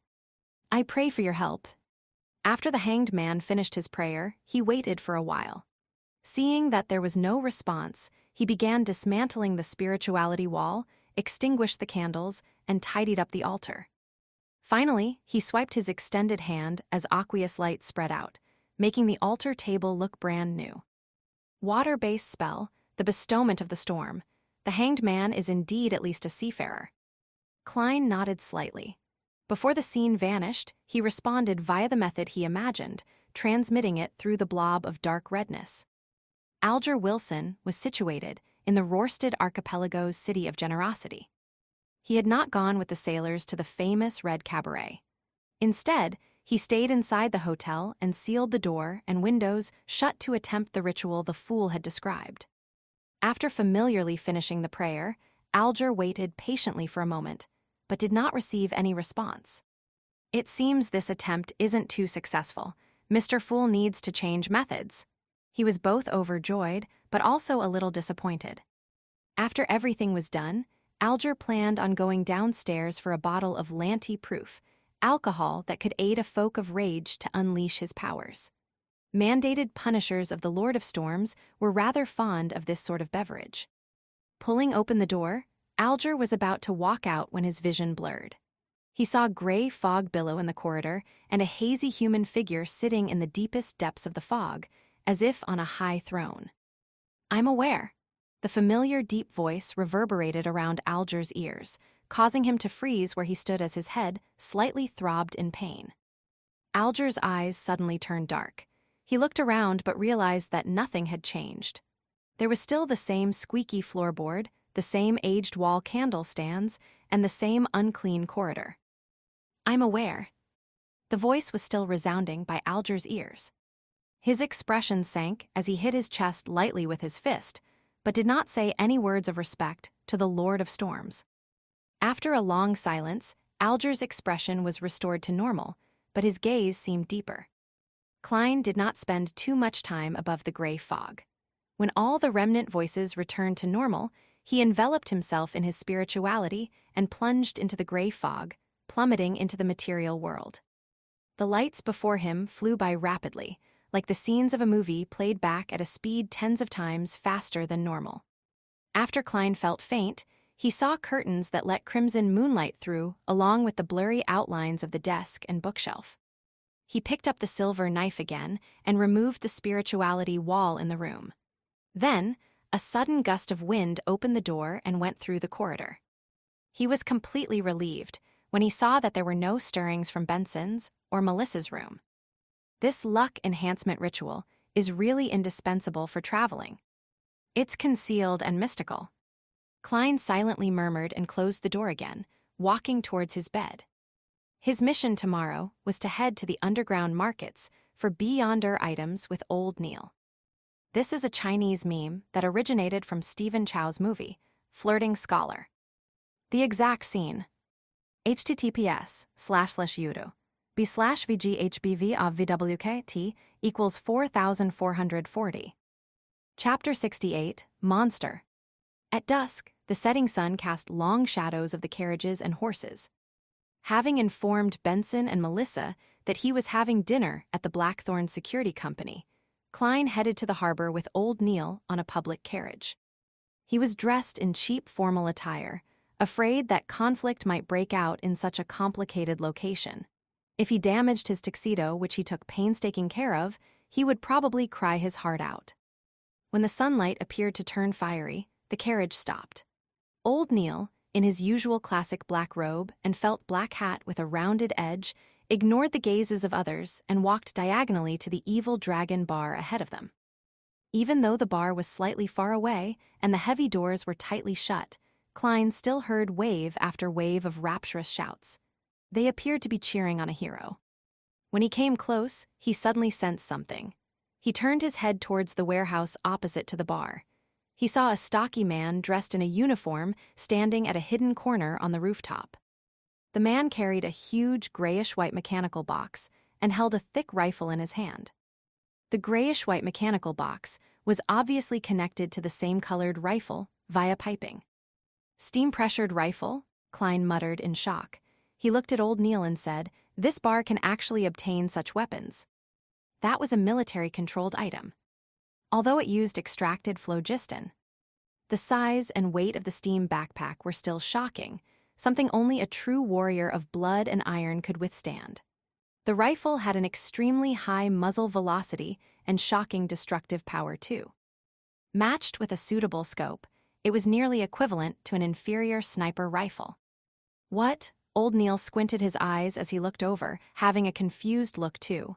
Did something happen here? Something happened. Klein surveyed his surroundings and discovered a few more men holding repeating rifles who were searching for something. What happened? Old Neil approached the bar and asked the brawny man guarding its door outside. The brawny man obviously knew Old Neil and smiled wryly. The bar was nearly destroyed earlier. Apparently, a wanted man was here trying to buy materials and was recognized, and this was what resulted from it. Oh Lord, what did he do, and how dangerous was he to receive such treatment? My legs went limp seeing all those firearms, limper than after spending an entire night with Ginger Sunny. He did not know the identity of the wanted man, much less know that the people who came to buy materials had Beyonders mixed in. Wanted man, do you know his name? Old Neil asked in interest. I think it was Triss or something, the brawny man answered uncertainly. Instigator Triss. Klein nodded in enlightenment, having understood what was happening. Triss did not know that Joyce Mayer had cast his suspicion on him. Therefore, he had sauntered right into the market to purchase materials without heed. He was likely recognized by an informant of either the machinery hivemind or the Nighthawks, resulting in an intense clash. Was he caught? Klein tapped his silver-inlaid black cane. Based on the surrounding situation, likely not. The brawny man shook his head slightly and gestured with his chin to the rooftop of the warehouse opposite him. He rushed out before those terrifying guys arrived. Bloody hell, I've never seen a man run faster than he did. You haven't seen the true skills of an assassin, or you might be taken away to some indescribable place for further re-education. Klein thought. Is the market still open? Old Neil changed subjects and asked. It just restored operations, replied the brawny man affirmatively. That's great. Old Neil quickened his pace and extended his right hand, pushing open the heavy door. Klein followed closely in tow and walked in. He nearly fainted at the stuffiness and smell of alcohol that inundated him. In the middle of Evil Dragon Bar was a boxing ring. Two half-naked men were in an intense brawl, and surrounding them were dozens of customers shouting and cheering on the side they supported with no lack of vulgarities. Old Neil ignored them and led Klein around the boxing ring and walked into a billiard room at the back. In the billiard room, there were two people holding cue sticks, having a casual conversation. When they saw Old Neil enter, they instantly fell silent for a few seconds. After confirming the visitor's identity, they moved aside and let Old Neil and Klein pass through the secret door behind them. After passing through a few rooms, the sight before Klein's eyes opened up. He saw a place that was about the size of a lecture hall from his previous life. Some vendors had set up roadside stalls with bottles and cans all over. Passers-by strolled through them, either scrutinizing their goods, chatting, or comparing prices. They have to give 5% of their profits to Swain. Ah, he is the boss of Evil Dragon Bar, former captain of a mandated Punisher squad, and older than I am. He's someone who wishes to drink himself to his death, Old Neil explained in a garrulous manner. Klein thought and gave an honest evaluation. A rather profitable business. After all, his only expense was providing the venue and protection. If any item catches your fancy but you lack the money, you can borrow from Swain, but of course, he charges a very high interest. Old Neil trailed off as he gnashed his teeth. As expected, it's like running a casino. They would provide usuries. Klein held his walking stick and looked around as he asked curiously, Mr. Swain is a seafarer. The captain of a mandated Punisher squad was likely a Sequence 7. No, he is only a folk of rage. Tingen is not a coastal city, so the Church of the Goddess is much more powerful than the Lord of Storms here. Old Neil scoffed. Actually, Swain had the chance of becoming a seafarer, but was afraid that he would lose control, so he chose to give up. Just as Klein was about to ask if the boss of the bar had any experience of nearly losing control, he suddenly felt a strange phenomenon happen on his left. There appeared to be something hidden there, muttering and recounting. Klein turned his head and saw a pale young man. He was wearing an old linen shirt and blue jeans that the working class normally wore. His eyes looked demoralized with a hint of craziness, and he was constantly mumbling. His spiritual perception is very high, or perhaps distorted. Klein creased his eyebrows and muttered. It was the young man's spiritual perception that triggered his own spiritual perception. Generally speaking, spiritual perception sensing something causes some interaction. It was nearly impossible to conceal it from others, but others referred to spirit mediums who had cast their abilities, as well as powerful figures with similar special traits. A beyonder like Klein would actually find it hard to detect, only detecting if one's spiritual perception reached a certain heightened level or an abnormal distortion happened. They made eye contact, and the pale young man with messy black hair walked towards him with an expression looking as though he was half sleepwalking and half insane. He stopped before Klein and stared at him. Suddenly, he guffawed. "Ha-ha, it's the smell of death, death, ah." Before he was done talking, he suddenly screamed tragically. His eyes shut tightly as liquid with the color of blood flowed out. "Ah, darn it!" The young man covered his eyes and hugged his head. He struggled on the ground and only calmed down after a while. He then lay there panting. During the entire process, not a single customer or stall vendor looked over. Klein pressed down his halved top hat and looked at old Neil. Klein's mouth was hanging open in shock, using his actions to demonstrate his shock and to request for advice. "Don't mind him. He's a demisol, an orphan nicknamed Monster. He was born with high spiritual perception, and he has always been able to see things that he shouldn't, hear voices that he shouldn't. Hence, he is always raving and often getting hurt." Old Neil shook his head as he explained. "He could tell that my body was once dead." Klein knitted his eyebrows and lowered his voice as he asked in doubt, "Haven't the Nighthawks, mandated punishers, or the machinery hive mind ever thought of taking him in?" "No, we do not have the sequence potion that suits him," said old Neil with a sigh. "Right, he was born with the starting point of half a sequence." Klein asked again curiously, "What sequence pathway suits him?" "The sequence 9 that suits him is called Monster. His nickname came from there. It's a pity that only the life school of thought has control over the sequence pathway's beginning," old Neil replied softly. He tried to keep the conversation between him and Klein from the people around them, to avoid leaking information to mysticism enthusiasts. Life school of thought. Klein recalled the information he had previously read. The secret organization appeared in the beginning of the current epoch. Its actual origins were unknown, but it was mainly passed down via master and apprentice. Their theories and beliefs were hardly known. Klein only knew that they separated the world into 3 layers: the world of absolute rationality, also known as the absolute truth world, the world of the spirit, and the material world. Rumor had it that the secret organization had once produced a soothsayer. Wasn't that a sequence pathway that corresponded to seer? Confusing, really confusing. Klein shook his head and saw a demisol struggle to get up and then wander off to another corner. He reorganized his thoughts and followed behind old Neil. They walked past one stall after another. There were plants like moonflower, fingered citron, night vanilla, and mineral resources like silver, topaz, ruby, and so on. "It's really very well equipped," Klein muttered softly. The mysticism enthusiasts of all ages and genders around him would be stopping, distinguishing, or talking at times. It gave the area a bustling vibe. "Walk around on your own. I am going to settle my bill." Old Neil pointed at one of the 2 rooms at the end. "All right," Klein nodded without thought.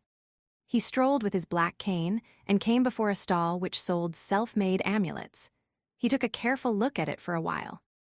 Just when Klein prepared to speak with the seller, he suddenly heard someone asking the stall behind him, "Is this powder ground from cow teeth pianol?" Cow teeth pianol. Isn't that one of the supplementary ingredients of the spectator potion? Klein thought, then turned around to look at the inquirer. Justice had repeated the formula for the potion several times, so Klein had been left with a remarkably clear impression of the ingredients.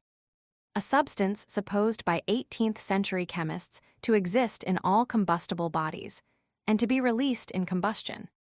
Chapter 69, Protection Amulet. Klein looked over and saw the person inquiring about the cow teeth pianol. The man was less than a meter away from him. He was wearing a black suit and a halved top hat of the same color. He had a cane adorned with silver in his hand and a pair of gold-framed spectacles on his face. He had a refined bearing. "Yes, do you need it? This can here costs 3 soldi." The owner of the stall was wearing a long black robe, one filled mysticism traits. The inquirer, whose sideburns were pale yellow, thought for a moment before saying, "Can it be cheaper? I still need to buy other ingredients too. For example, this bottle of white-edged sunflower petals." The stall owner considered for a few seconds before grudgingly replying, 2 soldi and 6 pence. "I don't think you can find a price cheaper than that." Klein immediately felt that he was overthinking things, after seeing how the bespectacled man was buying ingredients other than the cow teeth pianol. However, he still tapped his glabella twice as an act of caution. He swept the man with his spirit vision. "No problems, he looks very healthy. His emotions are all right too. Mister, you need to keep this up." Klein retracted his gaze, turned around, and looked at the stall selling homemade amulets once again. The amulets were placed neatly before him. Some of them were made of pure silver, some with steel, others forged from gold. But only a few of the amulets had a weak aura emanating from them, some crimson, some pale white, some golden. This meant that some of them had weak traces of spirituality, and were definitely effective to a certain extent. Klein looked at the amulets carefully, and confirmed that the stall owner making the amulets had some foundation in mysticism. The stall owner did not make any mistakes matching the different energy sources to the different incantations. He was also extremely accurate at choosing the materials that corresponded to the different energy sources. Of course, a mere mysticism enthusiast would definitely make some mistakes. Klein noticed that the stall owner did not fully understand the incantations.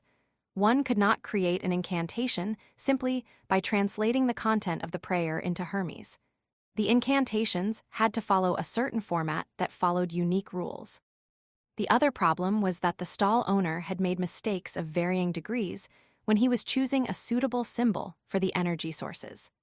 That explained why there were only 2 or 3 amulets releasing the faint light out of the dozens that were laid before him. As for how much of an effect the 2 to 3 amulets would have, Klein could only say that it was better than nothing. An amulet that was truly equipped with obvious effects needed the craftsman to release his spirituality from a blade while carving the incantations and symbols. If one wanted even better results, they would have to supplement it with ritualistic magic. And these 2 things were not something an ordinary person could achieve. Klein tapped his glabella twice, then pointed at the upper left corner of the stall with his black cane. "How much for these 2? He did not ask about the amulets that had a rudimentary colored aura, but half-completed items. Other than external shape, they had not been carved with incantations or symbols. To Klein, there was no reason to purchase the amulets that had weak effects. What he wanted to do was to transform the half-completed amulets into true amulets. I'll make amulets that can protect a person from danger, 1 each for Benson and Melissa. As for my own, I can ask the Nighthawks to supply me with the ingredients. Man, I must have been influenced by old Neil. I don't feel any guilt when doing something like that." Klein's mind wandered as he watched the stall owner pick up the half-completed silver amulets. The first silver amulet was elongated and had a cavity in the middle. Around it were patterns of angel-like feathers. The craftsmanship was intricate and was very beautiful. The other was simple, almost completely devoid of any additional decorations or carvings. It had a vertical line representing the night and a circle representing the crimson moon. Klein, who paid much attention to appearances, took a liking to them immediately. "This is 6 soldi," the middle-aged stall owner said, pointing to the intricate amulet. He was a man of few words. After pausing for a while, he rubbed the simpler piece and said, "This is 5 soldi 3 pence." That's too expensive. They are still far from being an amulet. Klein had slowly been influenced by Benson and Melissa, so he had begun cultivating the habit of haggling. After a battle of words, he bought the 2 silver accessories at 5 solely 6 pence and 4 solely 9 pence respectively. Yeah, they can only be considered silver accessories for the time being. Klein had that in mind. The 10 solely 3 pence was deducted from the reimbursement he received for his divination club membership. Klein received the 2 silver accessories and placed them into his pocket. He was about to head to another stall when he heard a gentle voice. "Sir, why are you not buying a completed amulet?" Klein turned his head over and found a teenage girl asking him the question. She was about 15 years of age and wore a lacy yellow dress while holding onto a veiled hat with a ribbon. "It's because I intend to make my own amulets. As you know, that is the wish of every enthusiast of mysticism." Klein minced his words and answered. He did not wish to make the stall owner think that he was trying to snatch his business, even though he had considered using his skill to earn a quick buck. The teenage girl had naturally curly brown hair, and her face was adorable due to her baby fat. She looked at Klein with her light blue eyes and asked sincerely, "Can I seek your advice on choosing an amulet?" "Well, I was introduced here by a friend. I've been here several times and have a deep interest in mysticism, but I still do not know too much about it, and she, my friend, is going to turn 16 soon. I wish to select an amulet as a gift to her. I didn't bring her along as I want it to be a surprise. I had previously sought her advice, but I cannot remember a lot of the critical points." Klein gave a gentlemanly smile. "What kind of protection amulets are you looking for? Something to avert misfortune? Something to avoid illnesses? Something that gives fortune? Different requirements would require different energy sources, which means that they must point to different gods. Different gods would have different corresponding constellations, and the different constellations would mean that different materials have to be used. For example, the incantation for averting misfortune would belong to the Empress of Misfortune and Horror, who is the Evernight goddess. As mysticism enthusiasts, we all know that the symbol of the Evernight goddess is the moon. The corresponding metal would thus be pure silver. Therefore, if we hope to avert misfortune, it is best that we choose an amulet that is made of pure silver and has the corresponding incantations. We would also have to make sure that the incantations are of the correct language and format. The corresponding symbol of the Empress of Misfortune and Horror means the path number, the spell's characteristic, and the relative positions of the symbols, etc., must also be correct. But this is too complicated, and there's no need for me to explain this for you." Klein added inwardly. The girl's eyes sparkled. She asked with a little doubt, "Can a follower of the goddess wear an amulet belonging to another god?" "No problem. The gods do not mind such small matters," Klein consoled her. It was not a problem for the person wearing the amulet, but the person creating the amulet had to be careful. If a believer of the Lord of Storms were to craft an amulet of the eternal blazing sun, they would most likely receive something malicious. Of course, these referred to amulets requiring the aid of ritualistic magic. The craftsman need not pay much attention to this otherwise. The teenage girl heaved a sigh of relief. "I hope to get her an amulet for good health. Which deity should I choose from? The eternal blazing sun, Earth Mother, or the god of knowledge and wisdom?" "There should be no problem with the eternal blazing sun and Earth Mother. The former is represented by the sun, while the latter is represented by the brown planet." Klein smiled as he said, "The material of the sun is gold, while the metal that symbolizes the brown planet is lead. I would suggest the sun, but I do not know if you brought enough money along with you." The reason for his suggestion was because he had noticed that among the 3 amulets with a rudimentary spiritual glow, one of them was a health amulet that came under the domain of the sun. "Isn't this?" Before the teenage girl finished her sentence, she stopped and warily looked at the stall owner who was waiting silently. She thought for a moment before asking, "After I decide on the material, how should I distinguish the incantation and corresponding symbols?" "Do you know Hermes?" Klein asked instead.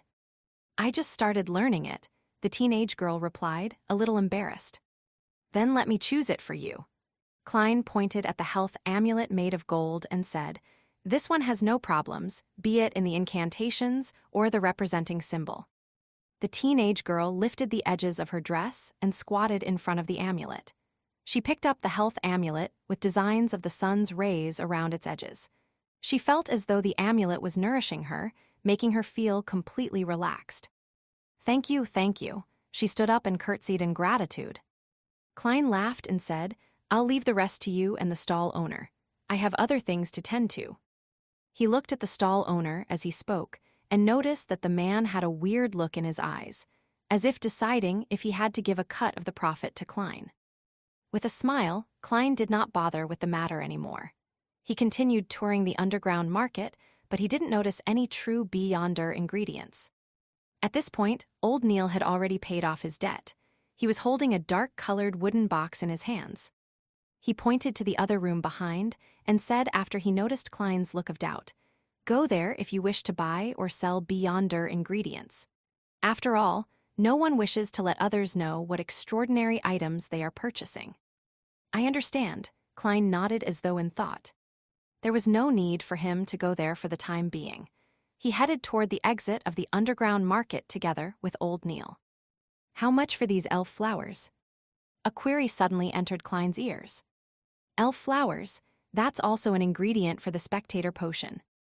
Klein thought as he glanced sideways. He once again saw the refined, bespectacled man. What's the matter? Old Neil asked curiously. Nothing much, Klein retracted his gaze. Although he was a quasi-member of the Nighthawks, he did not feel that all beyonders had to be absorbed by the churches or locked up. He believed that it had to depend on the situation. Spectators definitely posed little danger to society or the kingdom, and the chances of losing control as a Sequence 9 were very slim. After leaving Evil Dragon Bar, Klein and old Neil took a public carriage and left the harbor. They then split ways at the Northborough and headed back to their respective homes. The public transport steered into Daffodil Street and stopped by the side of the road. Klein was about to get off the carriage when he suddenly saw a young lady wearing a grayish-white dress about to board the carriage. This lady had smooth black hair, her face a little round. She had thin eyes and unassuming features, but paired together, she gave off the feeling that she was sweet and gentle. Klein noticed her not because of her beauty, but because he discovered that her body was shuddering slightly. It was an unnatural shudder. Miss, are you all right? Klein asked in concern. The young lady shook her head abruptly. No, I am just too tired. The people behind Klein were urging for him to get off, so Klein could only leave the carriage. When he found his footing, he paid attention to the situation from before again. He pinched his glabella twice, planning to determine if the lady was indeed all right. He had the intention of sending her to the hospital if she had a serious illness that was going to act up soon. Activating his spirit vision, the colors of the auras started to surface. Klein turned around and prepared to look at the sweet and gentle young lady. Chapter 70, 2049's Arrival. Clip-clop, clip-clop. The horses widened their paces as the wheels began rolling in tow. Despite activating his spirit vision and turning around, hoping to observe the refined and sweet lady, Klein did not have his wishes fulfilled. All his eyes reflected were brown figures moving past him. Meanwhile, the passengers from the stop had already boarded the carriage. The carriage door was closed tightly as it gradually departed.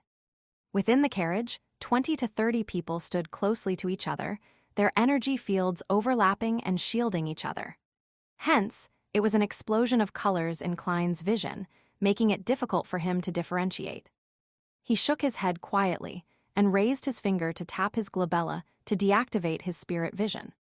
To him, it was simply help he could provide if he happened to chance upon it. However, if he were to miss it, and the situation was not especially clear, there was no point taking it to heart and delaying his own matters. While bathing in the crimson moonlight, Klein strolled back home on the still, bustling Daffodil Street. He returned to see Melissa sitting beside the dining table. She was busy doing her homework under a bright gas lamp.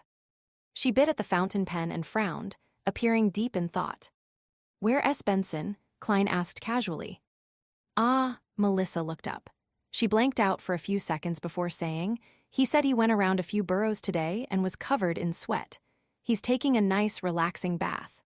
"All right," Klein chuckled. Suddenly, he realized that she was wearing a dress he had never seen before. It was entirely beige in color. It had fashionable engageantes. The collar and edges of her top had thin frills. Apart from that, it was a rather simple design, the type one wore as daily casual clothing. It fully accentuated the youth of a 16 or 17-year-old. "New dress?" Klein asked with a smile. It was a purchase that he and Benson had insisted upon. Melissa answered in the affirmative tersely.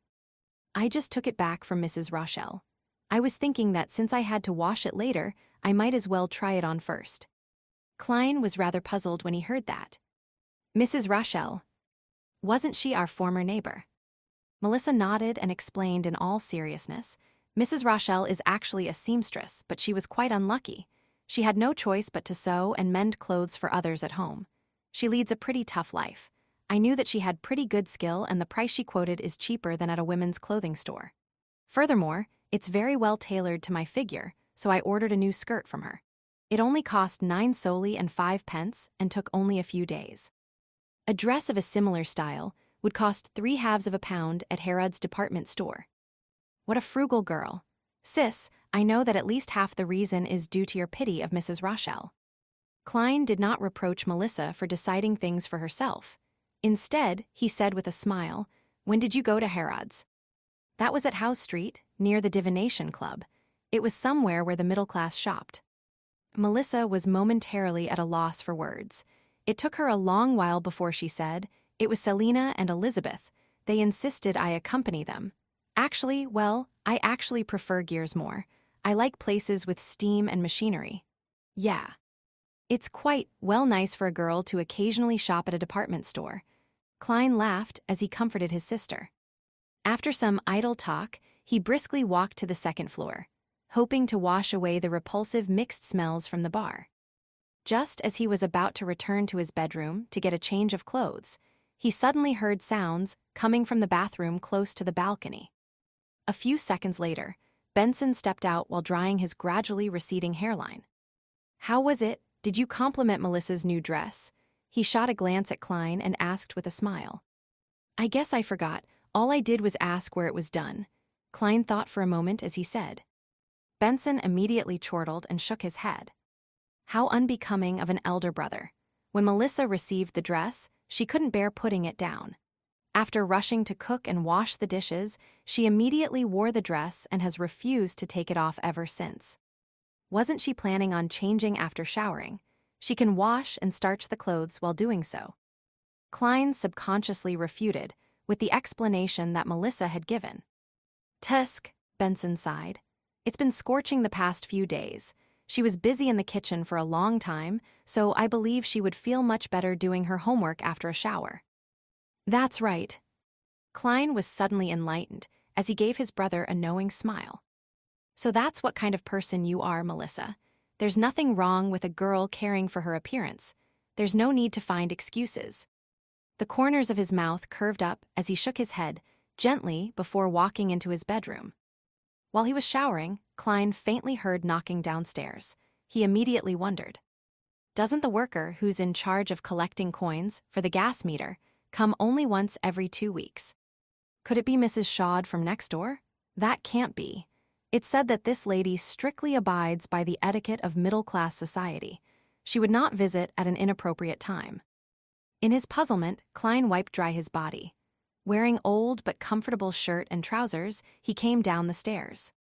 He surveyed the area but did not notice any strangers. He asked, "Was someone at the door just now?" Benson, who was reading the newspapers casually, said with a smile, "It was Bitch Mountbin, one of the policemen in charge of Iron Cross Street. He asked if we met an 18 or 19-year-old boy who has a rotund face. Heh, he even gave us a sketch to identify. Unfortunately, neither one of us have seen him, or we would have received a reward. What about you?" Nope, Klein had a general idea what was happening. Instigator Triss had successfully escaped the evil Dragon Bar at the harbor. He had escaped somewhere close to Iron Cross Street and Daffodil Street. Therefore, the police were making visits from door to door. And to go this far made it clear that the operation of nabbing the instigator had completely failed. Klein did not bother himself with the situation. He had yet to begin combat training. He only had basic mastery of shooting, so to consider dealing with a natural assassin was simply using his life as a joke. He did not sleep well that night. He kept worrying that the instigator would infiltrate their house to hide, causing another massacre. Thankfully, Daffodil Street was quiet the entire night, with the morning sun rays dispersing all the fog. The relaxed Klein changed into formal attire, wore his top hat, held his cane, and went all the way to Zoutelen Street. He greeted Rosen at the reception hall. "Good morning, Klein," replied Rosen happily. She suppressed her voice and said, "I heard the huge operation last night failed." "The operation to nab instigator Triss?" Klein asked in curiosity. "Yeah," Rosen nodded heavily. She shot a glance at the partition and said, "Apparently an informant of the mandated punishers discovered the instigator at the harbor. They were planning on waiting for additional Beyonders and another special operations squad from the police to arrive before beginning the operation to do the deed instantly without alarming the commoners. Unfortunately, that instigator was extremely sharp. He charged out of the encirclement when he noticed something amiss, successfully escaping as a result. At such times, they need a Beyonder with tracking abilities such as me." Klein made a joke. There was no lack of trackers back then.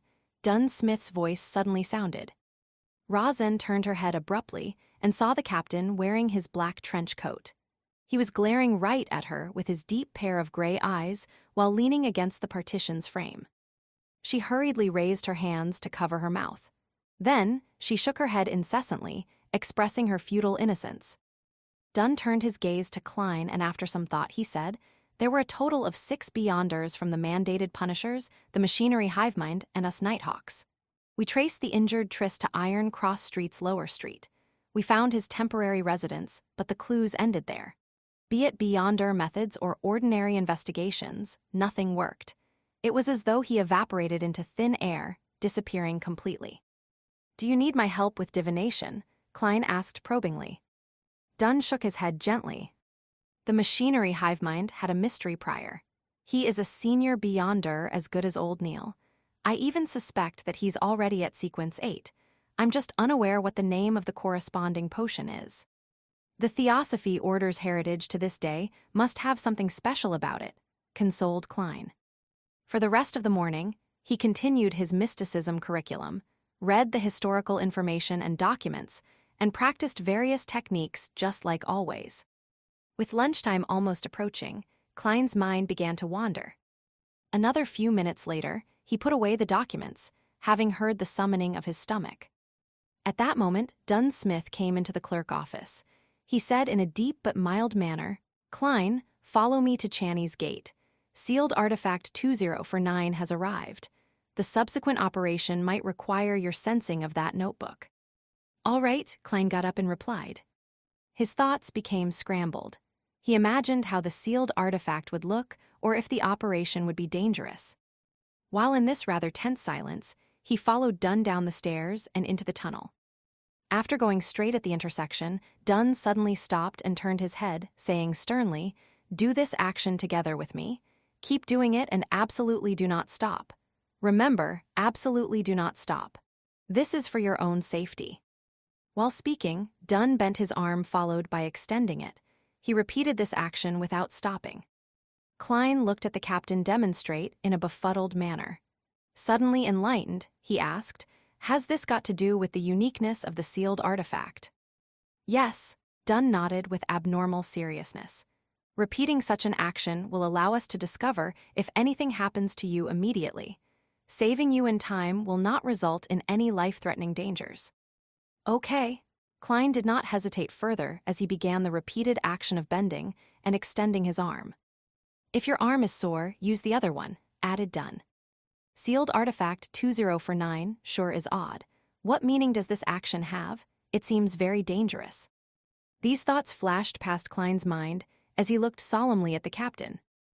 "All right." He had too many questions on his mind, but since Channy's gate was in sight, he had no choice but to bear with it. Besides, with my security clearance, I'll probably not learn of the details. I can only do as I'm ordered.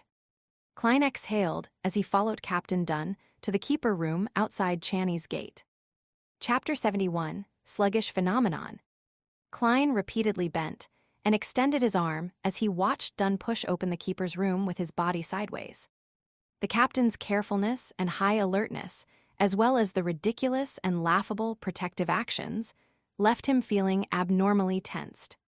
The feeling was identical to what he felt when taking tests of courage that required him to walk through spooky cemeteries at night in his youth. A Grade 2 sealed artifact. Dangerous. To be used with care and moderation. It is something even a formal Nighthawk member does not know the details to. It is unknown how dangerous it is. Amid his tense nerves, Klein found it impossible to curb himself from overthinking. At that moment, his brain suddenly turned numb as though a power switch had been flicked off. Everything in Klein's vision turned slow. Even his arm actions shared the same fate. He saw Captain Dunn stop in his tracks. He came close to him as though in slow motion, extending his palm out slowly before pushing him in the shoulder. Suddenly, Klein's thought processes and vision were restored to normal at the same time. It was as though everything from before was just an illusion. "What happened?" he whispered amid his fright and confusion. Dunn shook his head and said in a deep voice, "Observe carefully." The moment he finished his sentence, he turned around and walked into the keeper's room. Klein followed closely behind and saw 4 other people in the room. They were either seated or standing. One of them was the midnight poet, Leonard. The other 3 were people Klein had never met before. However, all of them shared a common trait. They were all doing the extending and bending arm exercise with utmost seriousness. Klein Moretti has a miraculous connection with the Antigonus family's notebook. Dunn gave a brief introduction. Then he pointed to the other 3 strangers and said, "These lady and gentlemen are colleagues from the Backland Diocese. They escorted sealed artifact 2049 here. This is Madame Lorata, Sequence 8 Gravedigger. She is a master sharpshooter." At that moment, the black-haired woman who looked about 30 nodded at Klein in a friendly manner. She looked pretty good. She did not wear a hat and was dressed in what appeared like male attire, a black coat with a white shirt, tight black trousers, and black leather boots. The corners of her mouth were slightly curved up. After Klein exchanged greetings, Dunn pointed to a man seated behind the desk. "Ayer Harson, someone just like me." Before he finished his sentence, Klein saw Mr. Ayer Harson in his gray trench coat turn sluggish with his arm motion. It was as though a gear had lost its lubricant or a joint covered in rust. "What's wrong?" Amid Klein's daze, he saw Lorata push Ayer Harson. Only then did the gentleman's actions return to normal. "Was I like that previously?" Klein was first taken aback before he came to the realization. This indicated the dangers that sealed artifact 249 held. What would happen if one was not awoken in time? Would one become a zombie? Filled with questions, Klein greeted the charming middle-aged Ayer Harson. "Borgia," Dunn said as he pointed to the last Nighthawk. Borgia was a cold man with a knife scar on the side of his face. His sharp brown eyes were like an eagle S. He was constantly observing everyone in the room. "Let's set off. The faster we end this, the faster we can seal 2049, the handsome Ayer Harson said as he stood, his eyes revealing some wrinkles. "So where's 2049? Klein surveyed his surroundings curiously, but did not notice any traces of the sealed artifact. Of course, he could not see the areas obscured by the table without activating his spirit vision. "All right," Dunn turned and looked at Leonard Mitchell. "You'll be in charge of driving. It is best not to involve Cessair with matters like this." Cessair was the clerk in charge of procuring and collecting supplies for the Tingen Nighthawks while standing in as a carriage driver. He was the one who drove Klein to Welch's home to meet the spirit medium Dolly. "No problem." Leonard stopped acting frivolous and nodded seriously. At that moment, Klein saw Ayer Harson bending over. He picked up a black metal chest which had been obscured by the table. The chest was carved with resplendent stars and the crimson full moon. It was as though there was a formless barrier around the chest. The sealed artifact should be inside there.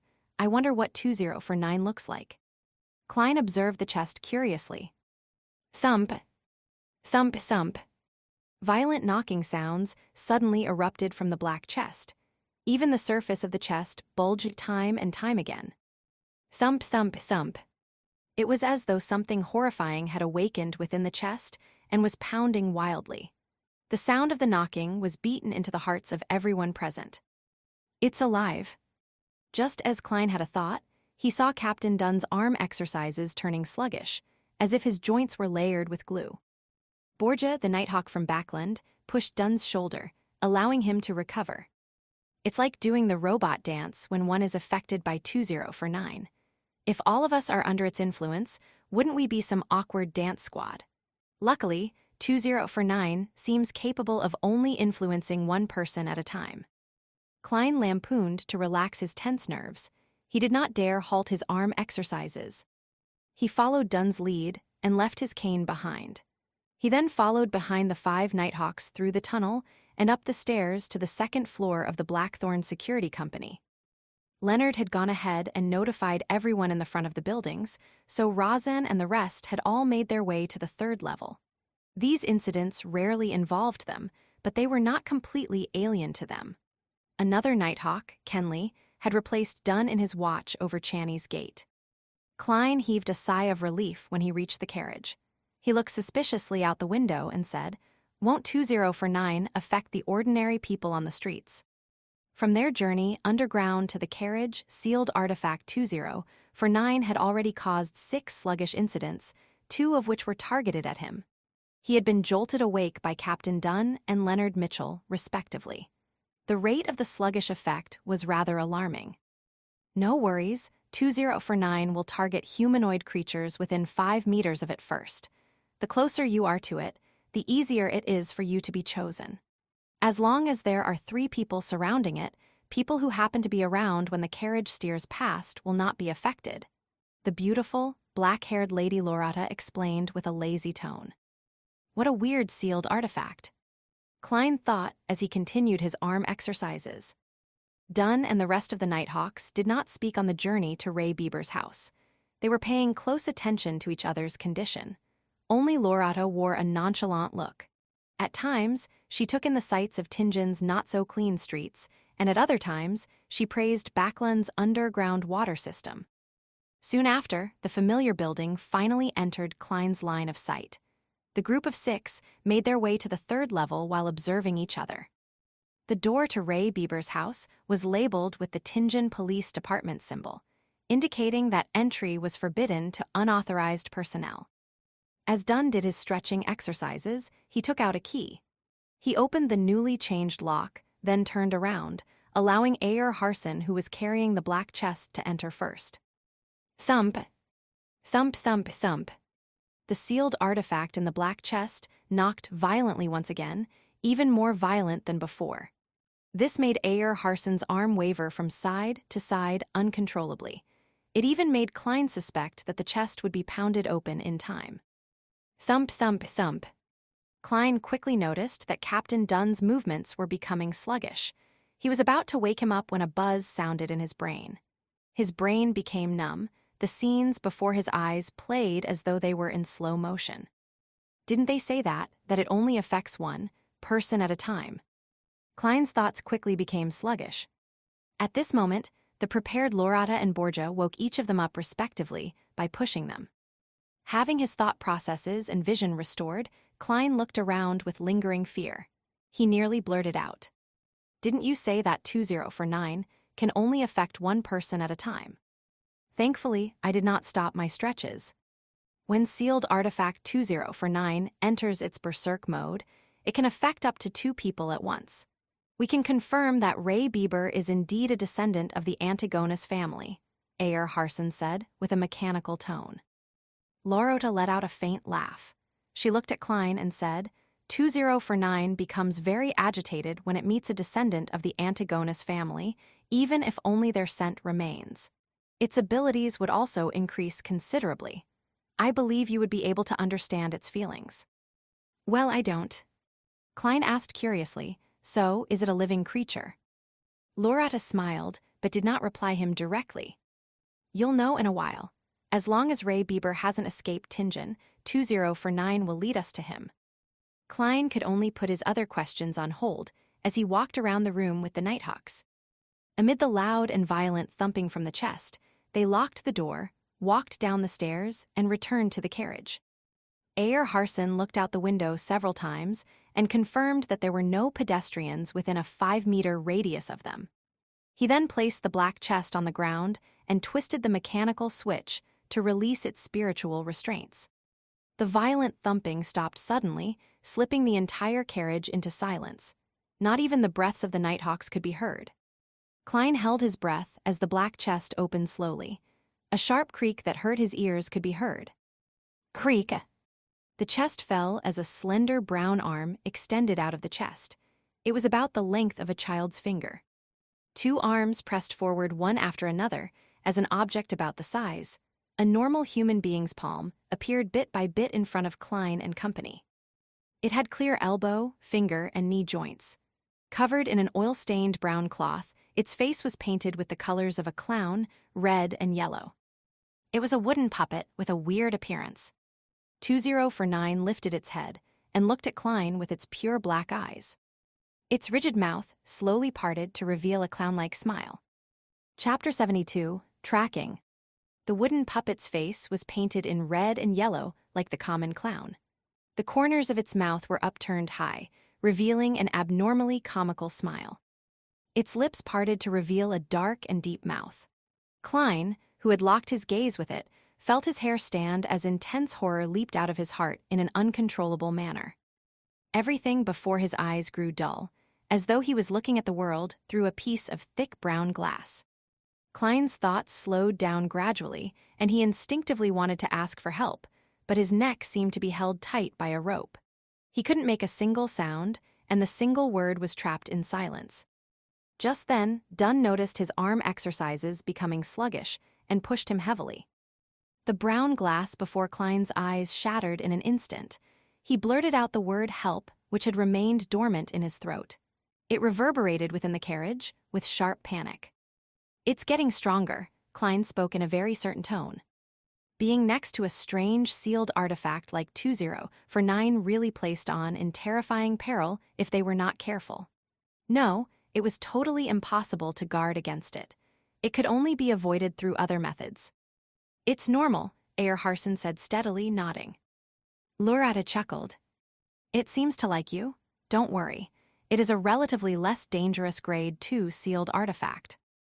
In her naturally languid voice, the puppet whose joints clearly reflected a human, stood up. It began tottering towards its left. Its action was incomprehensible, just like a steam engine that someone had rusted due to a lack of lubricating oil. Robot dance. Klein suddenly had the few Chinese words pop into his head. He had a new guess of the danger 2049 posed. It assimilates the living things that it seizes control of. If I am not woken up in time by the others, would I have become a human-sized puppet, a real-life Barbie doll? Just as thoughts flooded Klein, Ayer Harson was awoken by Dunn. He extended and bent his arms as he pointed in the direction that the puppet was walking slowly towards. He said to Leonard, who was driving the carriage, "Over there." Leonard couldn't make the carriage pass through the building, so he had to detour. During the detour, 2049 constantly adjusted the direction that it was facing. It acted like a compass that pointed towards the Antigonus family. Upon seeing the scene, Klein, who was constantly exercising his arms, nearly burst out laughing under the tension. I heard that 2049 was created by the Antigonus family. Is this an act of loyalty or the perfect example of screwing things up? Leonard drove the carriage according to Ayer Harson's occasional instructions. Whenever the strange puppet 2049 walked to the edge of the carriage, Ayer Harson would pull it back and start it all over again. Every time that happened, its mouth would open, and 2 people would be under its influence simultaneously. Klein's taut feelings gradually began to relax. He realized that sealed artifact 2049 was not as scary anymore. As long as there were more than 3 people present and they constantly maintained their arm motions, if they made sure to wake their partners in time, 2049 was merely a puppet with slightly unique characteristics. The carriage traveled at high speed and quickly arrived at the harbor, where warehouses were clustered. After circling a few times, they confirmed that 2049 intended to enter the innermost grayish-white warehouse. Ayer Harson's expression turned solemn. He grabbed the puppet carefully and stuffed it back into the black chest. Thump, thump, thump. Under constant ferocious knocking, Ayer woke up again and again with the help of Borgia and Lorata as he activated the mechanism with great effort. He then injected his spirituality and activated the star and crimson symbols on the chest. At the reappearance of the formless seal, Ayer Harson let out a long, heavy breath. "Let's get down," Dunsmith said with a low and mild voice. "Leonard, tying the horse here will do."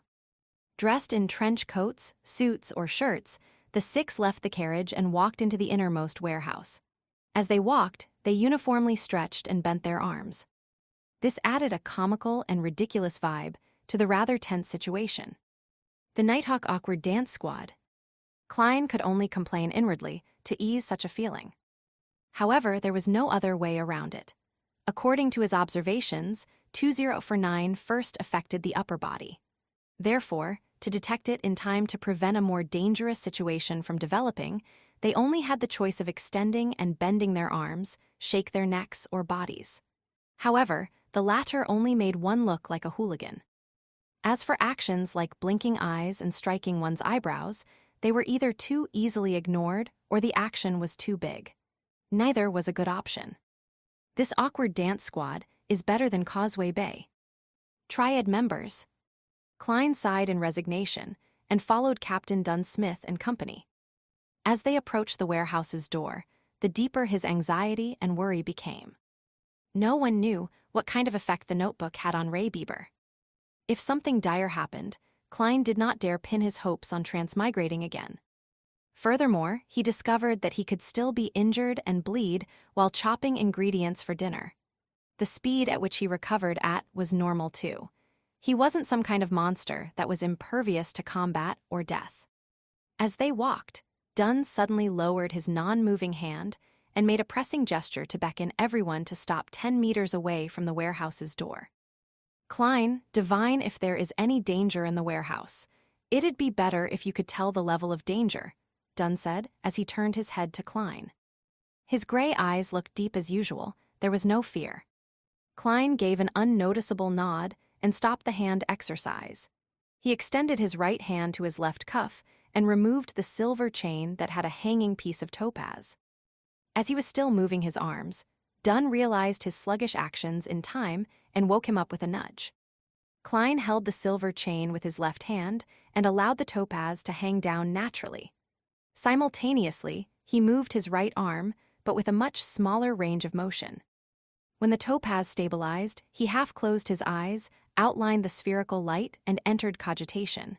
He then mumbled, "There's danger in the warehouse. There's danger in the warehouse." After 7 times, he opened his eyes and saw the hanging topaz slowly going in clockwise circles. It turned faster and faster, and in the end, Klein felt like it was pulling his left hand. "There's danger, great danger," Klein replied honestly. Clockwise meant affirmation to the chanted statement, while counterclockwise meant denial. To other beyonders, even a mystery prior, using spirit dowsing could only determine if there was danger, but it was unable to obtain information regarding the level of danger. However, Klein discovered that when he used spirit dowsing, the pendulum would spin at different speeds, revealing the degree of the answer. Although it was not very accurate and extremely vague, it allowed one to have a rough assessment of the actual situation. As expected of a seer potion, Klein was rather happy with the outcome. Just as he was about to put away the topaz pendulum, Leonard Mitchell, who had maintained his silence, suddenly spoke. "Divine, if there is danger around us also." Dunn nodded in agreement. "Yes, I am worried that the secret order will not give up and that it has placed Ray Bieber's house under constant surveillance. They could have followed us here and could cause trouble at a critical moment." Klein took a deep breath and entered a calm, ethereal state once again. When the silver chain turned stable once again, he recited in his heart, "There is danger surrounding us." There is danger surrounding us. After repeating the statement, Klein opened his eyes and looked at the silver chain. In his dark brown eyes, the topaz pendulum first moved counterclockwise with difficulty. Then, it suddenly paused and started moving clockwise. There is danger surrounding us. Klein felt a tug on his heartstrings as he spoke carefully. Furthermore, someone had tried to intercept his divination, but had lost to him in the invisible fight. Just as he spoke, an orange-yellow fireball the size of a fist flew towards them. It came crashing towards the middle of the group with its blazing speed. Dunn Smith, who had already drawn his long-barreled revolver before Klein did his divination, immediately raised his hand, aimed, and pulled the trigger. Bang! The fireball didn't seem to be affected by the gunshot, but continued its original trajectory, as though it was forcing everyone to scatter from dodging. Klein originally thought nothing of the troublemaker who was following them. After all, there were 6 Beyonders present. They were not even short of Sequence 8 and Sequence 7 experts. It was a lineup that was practically unstoppable in a small city like Tingen. But when the fireball smashed down, he came to a sudden realization. To them, the most dangerous enemy was not the tracker nor the troublemaker. It wasn't even Ray Bieber who was in the warehouse in an unknown state, but the sealed artifact 2049. Once they dispersed and the battle began, they wouldn't be able to wake each other in time. Then, they would turn into real-life puppets one after another. As these chaotic thoughts bombarded him, Klein was pulled by Leonard aside to dodge the fireball. Without the time to feel anguish for his clothing, he saw the Nighthawks split off into 2 groups while dodging. It was done very orderly. Poof! The orange-yellow fireball landed on the ground but didn't stir one bit of dust. It disappeared as though nothing had happened. An illusion. Just as this thought came to him, Klein saw Ayer Harson lift the black chest and threw at least 10 meters away. "Stay away from it, watch it," Ayer shouted. Before he finished his shout, Leonard and Borgia had separately approached it. They stood at least 7 meters from the chest to prevent anyone from approaching. As for Dunn and Lorata, they each held guns. They stood beside Ayer Harson, who had drawn a thin silver sword. They took up a formation resembling a crescent as they rushed towards the origins of the fireball, while taking note of the peripheral regions. Upon seeing this scene, Klein, who needed to do the arm exercises without his cane, immediately heaved a sigh of relief. He realized he had overlooked an important matter. 2049 had a limited range of influence. As long as they were at a sufficient distance from it, they did not need to worry about the danger. Klein rolled over and stood up. He stuffed his topaz pendulum into his pocket with one hand while he reached into his holster for his revolver with the other. A location in Hong Kong. Chapter 73, First Battle. Under the illumination of the afternoon sun, Klein, in his dust-coated clothes, quickly twisted his revolver's barrel to remove his self-imposed safety. He went into a shooting stance, allowing the light to reflect from the brass body of the revolver. He held the revolver with one hand and moved his other arm, cautiously paying attention to anything that could happen around him. At the same time, he was a little worried for Captain Dunn and Mr. Ayer Harson. After all, both were nightmare beyonders who specialized in influencing the enemy from the shadows. He did not know if they were adept at direct combat. Just as Klein was having these considerations, Ayer Harson slowed down, his expression becoming serene and peaceful. He opened his mouth and recited a peaceful poem, one that seemed to place a person into the night. When once the sun sinks in the west, and dewdrops pearl the evening's breast, almost as pale as moonbeams are, or its companionable star, the evening primrose opens anew, its delicate blossoms to the dew, and hermit-like shunning the light. The recital reverberated around them. Klein nearly lost his tense feelings and completely relaxed. He was lucky that he had experienced something similar before and was not facing Ayer Harson. Thus, he quickly collected himself and entered a half-cogitative state to combat the influence of the poem. Phew! He let out a sigh of relief. He no longer had any doubts about Dunn's and Ayer's direct combat abilities. As he had only advanced recently and still did not have a deep understanding of sequence potions, Klein had forgotten that the Sequence 7 nightmare was the advancement of Sequence 8 Midnight Poet. They could keep whatever abilities they had before and, in fact, enjoy a small increase in their abilities. The impression Klein had of Midnight Poets all came from Leonard Mitchell. He knew that this job inherited the unique traits of a Sleepless. They were good at combat, shooting, climbing, and sensing. They were also adept in influencing the living creatures around them through the use of various poems. In simpler terms, they were violent poets. While Ayer was reciting his poem, the large wooden crates stacked up around them seemed to suddenly ripple like water. A man wearing a black tuxedo and halved top hat appeared. But this man's face was painted in 3 pastel colors: red, yellow, and white. The sides of his lips were arched high like a clown, forming a ridiculous contrast with his formal wear that was suitable for joining an evening banquet. Thud, thud, thud. The black-haired Lorata, who had been introduced as a sharpshooter, charged forward quickly. She had a gun in one hand and had clenched the other into a fist. She made it within inches of the suited clown in a few steps.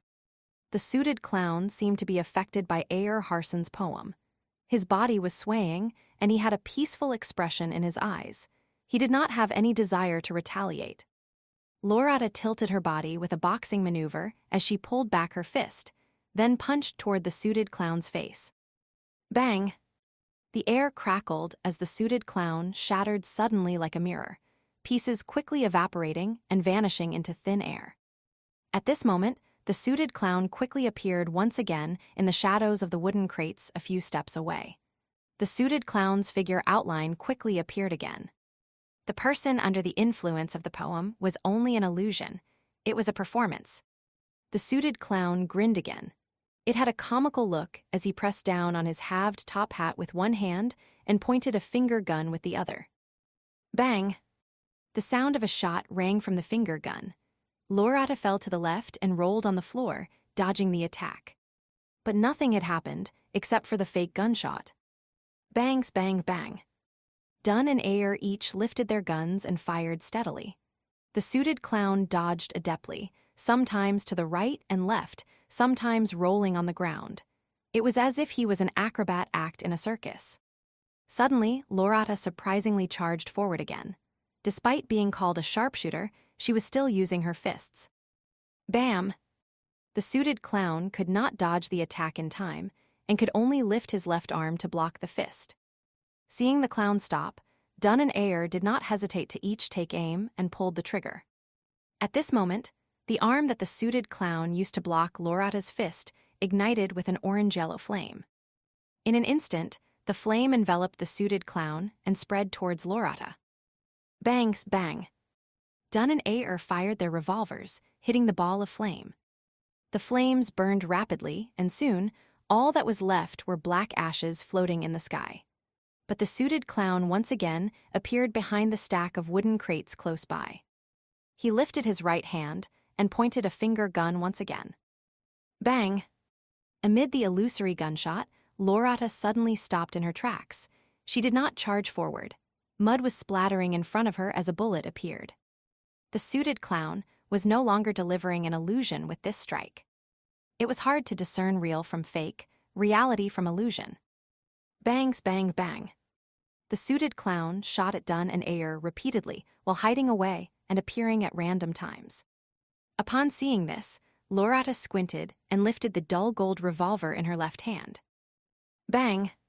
The suited clown suddenly squatted down, avoiding the fatal shot. His halved top hat was sent flying backward, falling to the ground.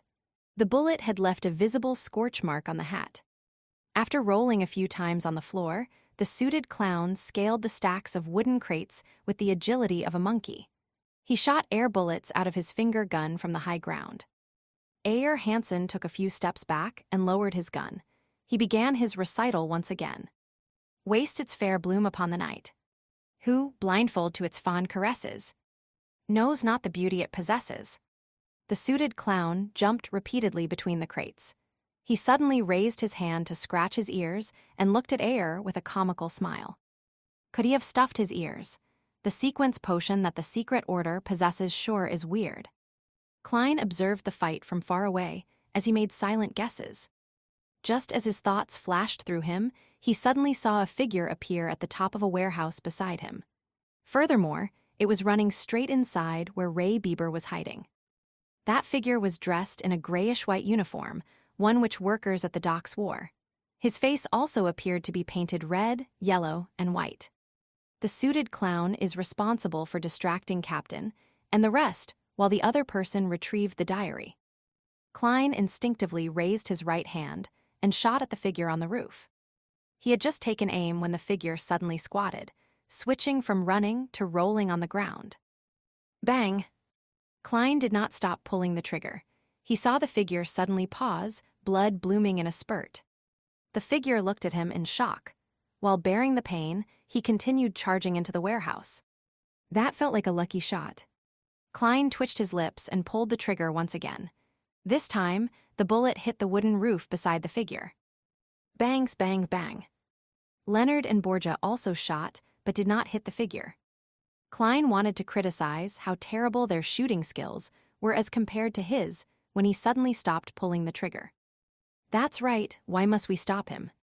Didn't I divine that there is grave danger in the warehouse just now? Wouldn't it be great if we let that guy be the vanguard and step on the landmine for us? Leonard and that Mr. Borgia must have had the same idea.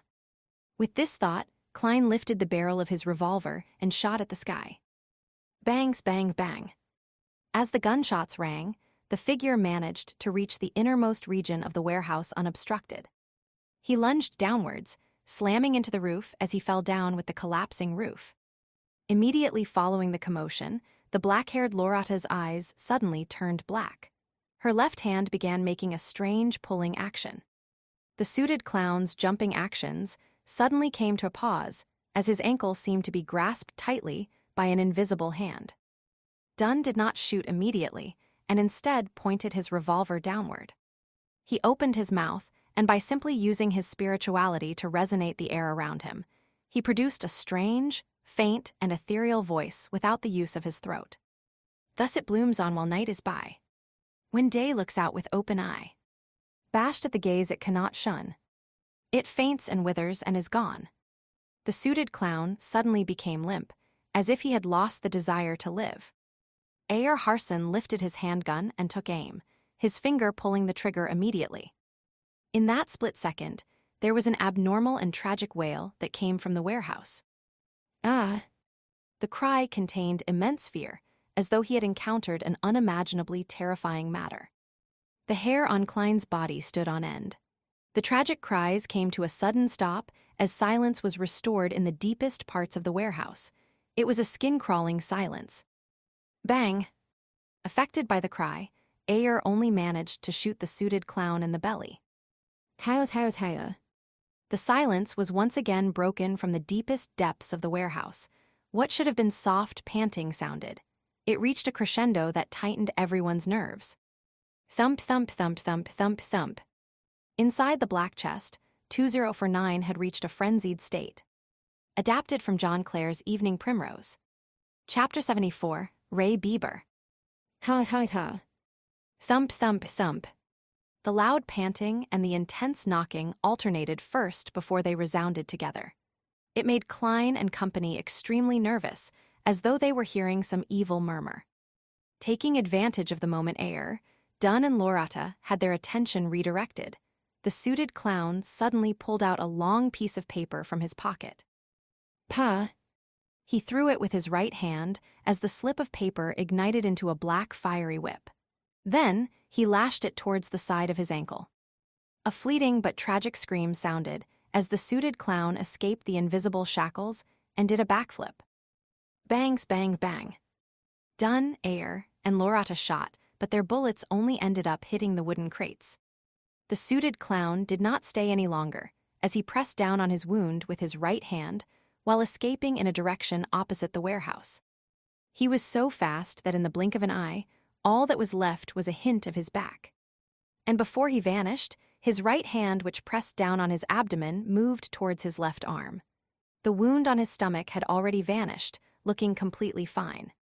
The location on his left arm, which he touched with his right hand, suddenly became badly mangled, and a silver bullet appeared in the torn flesh.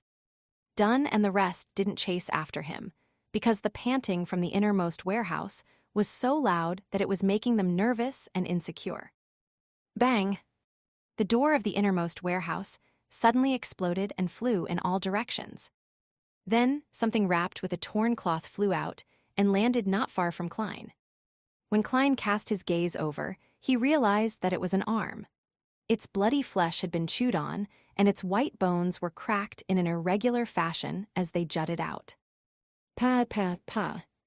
One item after another flew out. First, it was a spray of blood, followed by a dilated eye and an ear which had been ripped out brutally. Finally, half a beating heart and intestines filled with yellowish-brown objects came out. If Klein had not seen the more gruesome giant cadaver at Ray Bieber's place, he would have probably vomited there and then. His nerves were on the brink of a breakdown. After a great deal of effort to hold back his urge to shoot into the pitch-black entrance, he ejected the empty shells from his revolver and reloaded with new demon hunting bullets. Bang! Dunn drew close as he stably shot into the warehouse. However, his bullet was like a shot into the sea. There was no audible response. Ha ha ha. The loud panting sped up as grayish-white colors filled the open door. With another 2 loud shots, Ayer, Harson's, and Borgia's bullets tore through the whiteness, but failed to prevent the color from spilling outwards. It did not leave any wounds or cause liquid to seep out. Klein held his breath and kept himself from shooting blindly. He watched as the whiteness slowly revealed a complete outline. It was a humanoid creature more than 2 meters tall. Its limb joints were all unnaturally twisted. It was as though they had been snapped by someone forcefully. White bones poked out from under its skin as the entire grayish-white surface was filled with gullies, like a human brain that had been stripped from its shell. The monster had grayish-white, rotting, sticky liquid flowing all over it. Its head looked relatively normal, with deep wrinkles and pale skin. As it opened and closed its mouth, Klein could see a porcelain false tooth that looked close to falling out, a few strands of bloody saliva, and bone and flesh that had been minced. Was Ray Bieber still even fucking human? Klein drew a silent gasp as he felt his heart pound rapidly. Bang! Leonard's demon hunting bullet hit Ray Bieber's forehead and tore right through it, leaving behind a deep hole. Grayish-white liquid flowed out and dripped onto the ground. The liquid wriggled and turned into fat, cream-colored maggots. But the monster appeared completely unaffected. It was neither fast nor slow when it pounced at Borgia, who was closest to it. Its actual target appeared to be the black chest that contained sealed artifact 2049. Loss of control of Beyonder powers. Dunn shouted in a deep voice. Lorata, it looks like a dead soul, so quickly look for its weakness. All right. Lorata did not speak further as she raised her hands to press down on her eyes. Her pupils turned gray, then colorless, as though she had entered the world of spirits and a kingdom of dead souls. She looked down at the enemy from a higher vantage point as she searched for a node. Klein saw that a normal gunshot was ineffective, so he did not bother wasting more of his bullets. He lifted his hand to tap at his glabella to activate his spirit vision. He planned on helping gravedigger Lorata. From his vision, Monster Bieber only had one kind of spiritual glow left. It was purely grayish-white, a whiteness filled with craziness. Apart from that, Klein saw nothing else. At that moment, Ayer Harson and Leonard Mitchell sang simultaneously. Oh, the threat of horror, the hope of crimson cries. One thing at least is certain, that this life flies. One thing is certain, and the rest is lies. The flower that once has bloomed forever dies. The power that allowed one to enter a peaceful slumber emanated.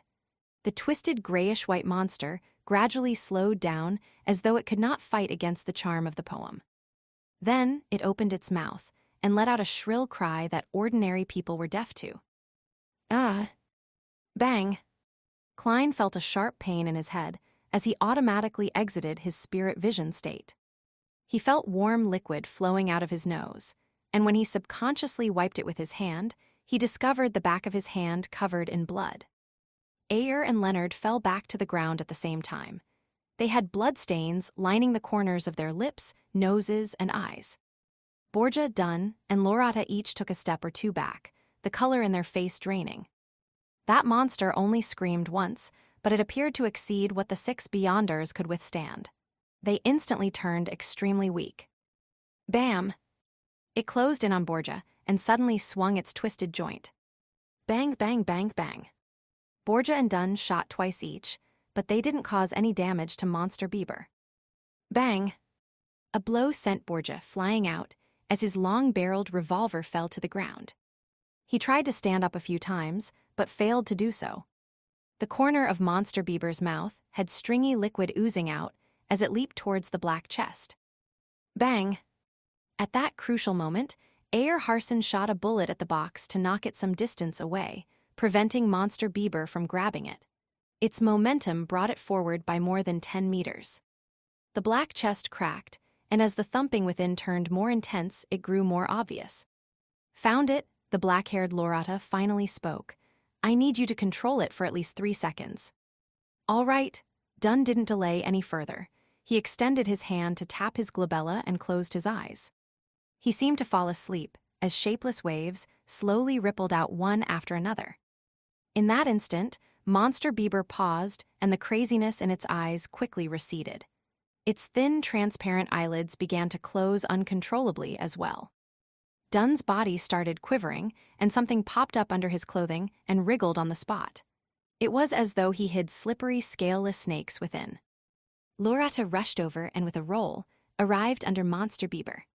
She supported herself with one hand while raising a clenched fist, bombarding Monster Bieber's crotch like artillery. Poof! She ignored the corrosive pain but supported herself against the ground and directed more strength once again. She went higher a little as her fist drilled deeper in.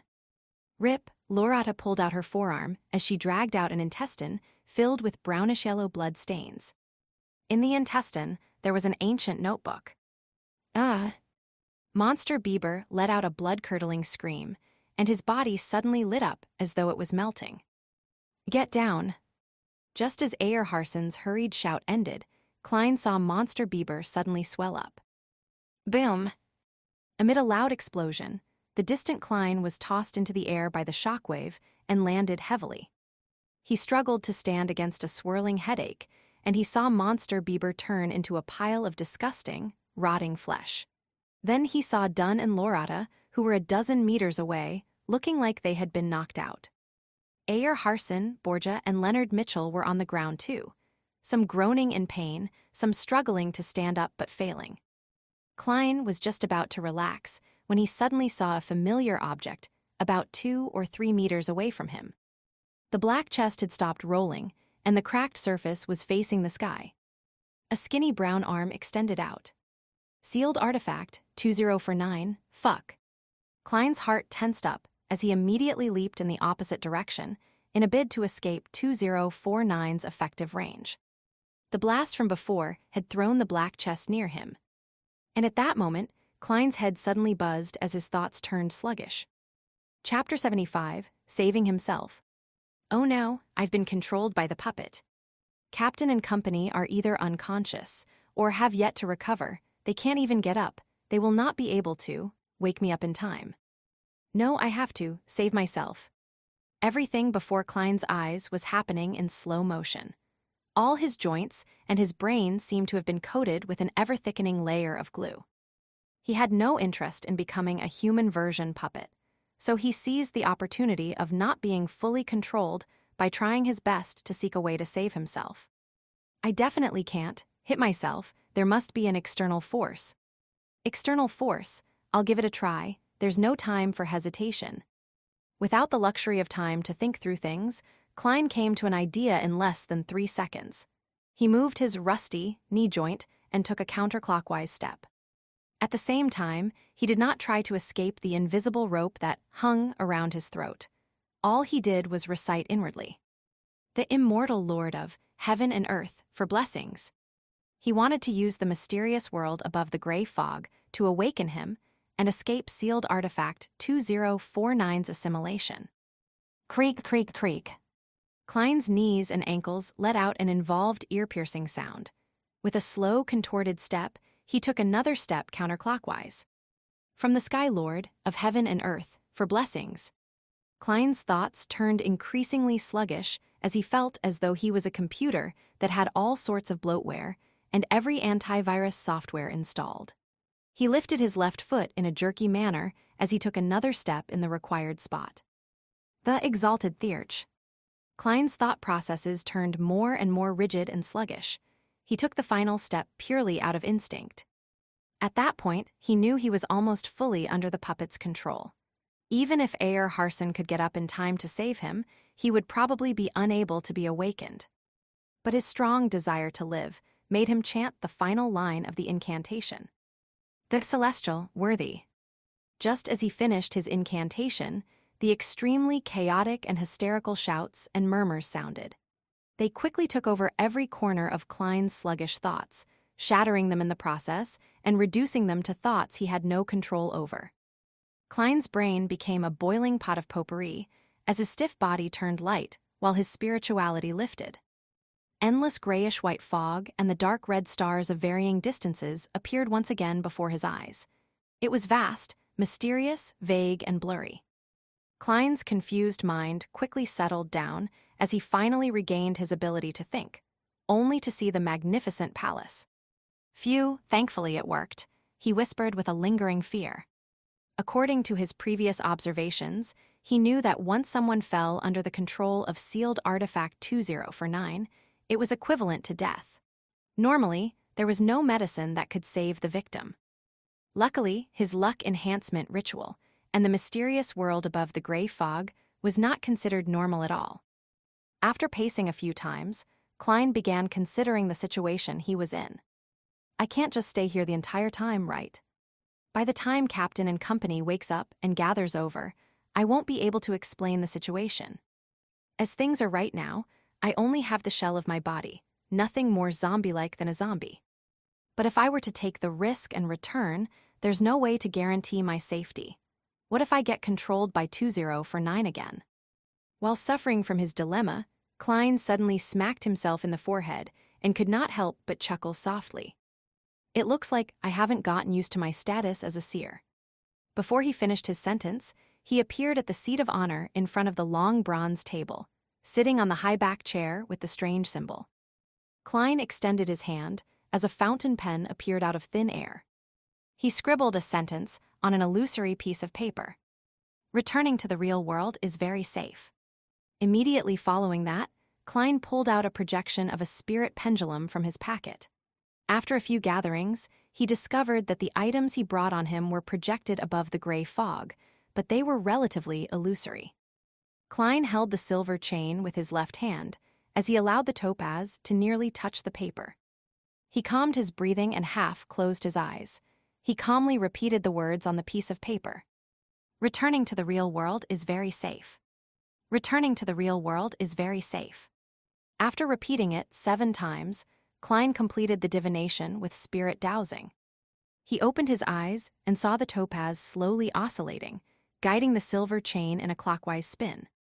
Clockwise is an affirmation, while counterclockwise is negative. Returning to the real world is very safe. Klein heaved a sigh of relief as he habitually stored the chain away. Then, he released his spirituality and wrapped his body as he simulated a plummeting state. The hazy fog and deep red stars turned ethereal and charged upward. Klein soon saw himself still in a daze in his original position. He saw the brown puppet halfway out of the chest. He also noticed that the sealed artifact had apparently stopped all motion. His physical senses reached to his brain, and just as he was about to try to move his arm to determine his condition, he suddenly heard a voice concealed within the wind.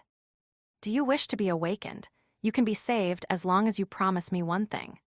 This one thing is to help me take that Antigonus family notebook. Nod if you agree. I know you're still capable of completing that action." "Who is it? Yes, 2049 doesn't seem like it's attempting to control me. That's right. It will not repeatedly influence the same person. There will be a break." Klein was shocked, but he did not show it on his face. At that moment, the voice added quickly, "You can obtain additional rewards if you complete this matter. I know you are a seer. I also know that the Church of Evernight does not have Sequence 8 that succeeds Sequence 9, but our secret order can give it to you." Heh, to be honest, I was a seer before. If not, I wouldn't have dared return. To show you my sincerity, I can now tell you that the corresponding sequence 8 of seer is clown. Clown, secret order. Klein nearly did not maintain his puppet state. He never made the connection between seer and clown. Were they about to become the head honchos of a circus? All right, make your choice. Believe me, you no longer have much time left to waste. The voice sounded with the wind again. The distant Dunn and Lorata were still unconscious. Borgia seemed heavily injured as he moaned without moving. Ayer Harson and Leonard Mitchell were in relatively good shape as they attempted to sit up. Why me, the secret order? Is it that suited clown from before? After he escaped, he secretly returned in a bid to fish in troubled waters. Upon hearing the voice, all sorts of doubts instantly flashed through Klein's mind. Since the person said that he was a seer, Klein attempted using the thought processes of a seer to analyze the situation. He dared return because he divined hope. He believed that Monster Bieber would be destroyed and that we would suffer a heavy setback. He did not take the notebook by himself or deal with us directly because he likely divined that it would contain immense risk. Therefore, he is suspecting Captain and Madame Lorata are feigning their unconsciousness, or that this is a trap laid out for him. He did not make further divinations to determine my present state partially because, firstly, he might not have the time. If he waited any longer, Mr. Ayer Harson and company would have regained some of their combat strength. Secondly, he belittles me and thinks it unnecessary. He understands a seer very well and is confident that I'm unable to escape the puppet's control. He is using me as cannon fodder to probe for any traps. From another angle, this also means that the luck enhancement ritual does not cause any abnormal appearances. With his brain no longer sluggish, Klein felt that his line of reasoning was clear. He was quite confident of the thoughts and goals of the suited clown. As for the clown's promise, he believed not one bit of it. Cannon fodder did not have any human rights. As the thoughts flashed through his head, Klein controlled his neck and difficulty nodded. As he did this action, he confirmed that he had escaped the control of sealed artifact 2049. Just after he nodded, a transparent curtain stirred 2 to 3 meters to his side. It revealed the suited clown who had his face painted with a clown's pastel colors. It was none other than the secret order member who had fled previously.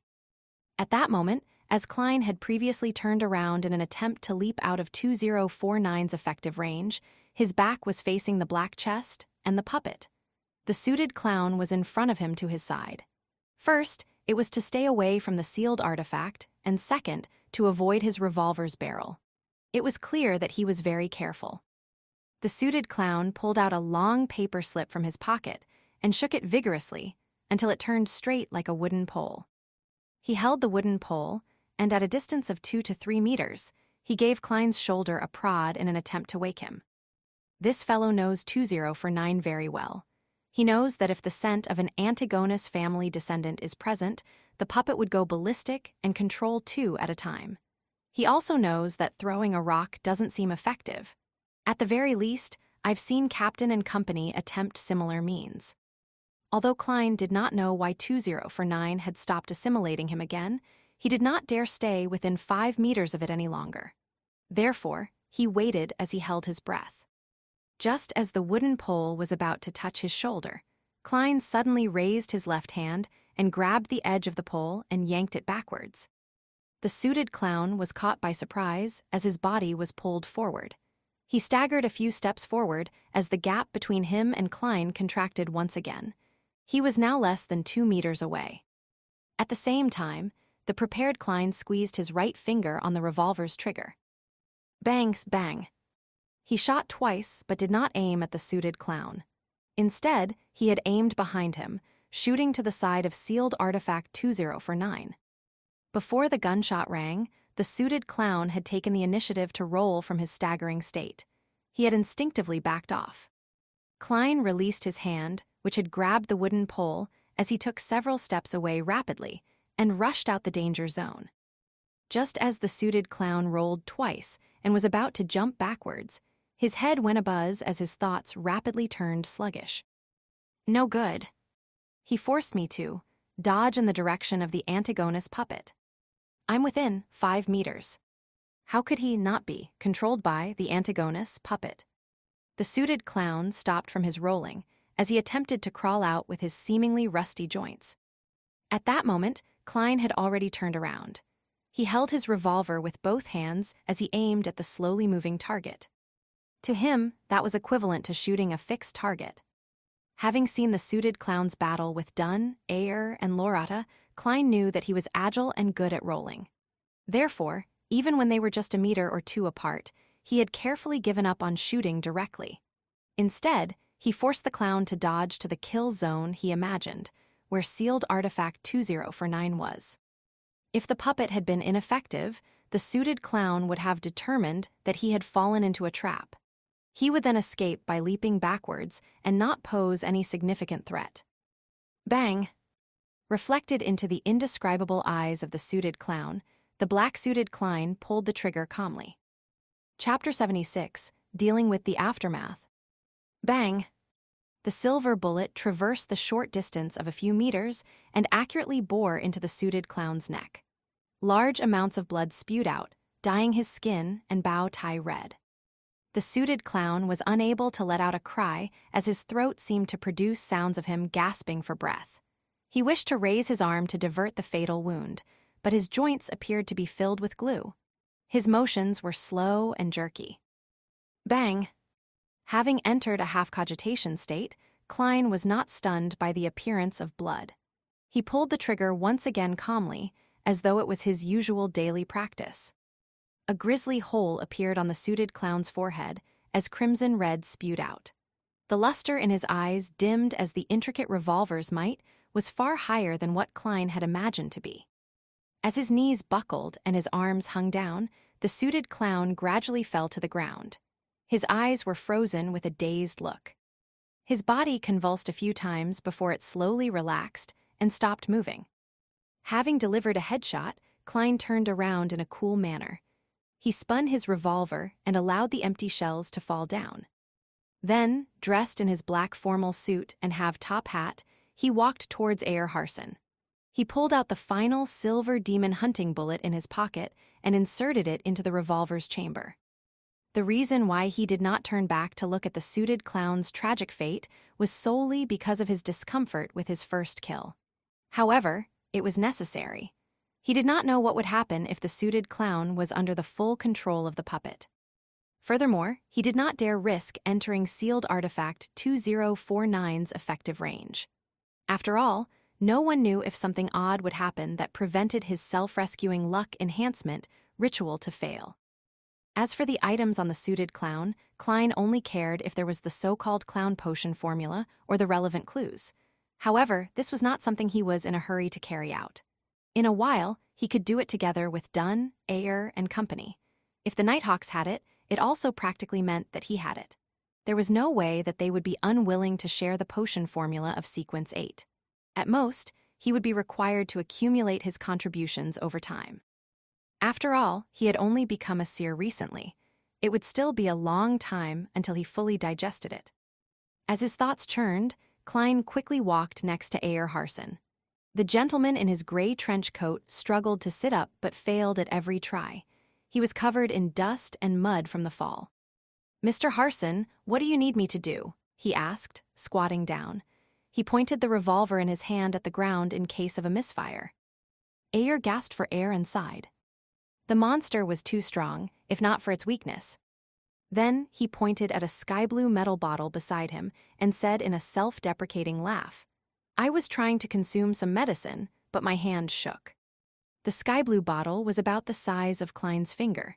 It was not longer than 5 centimeters long, and a cap that hid spiral patterns had fallen to the side. The liquid had completely spilled. Klein reached out to pick up the bottle. As he looked at it with narrowed eyes, he answered helplessly, "Mr. Harson, there are only a few drops left in the bottle."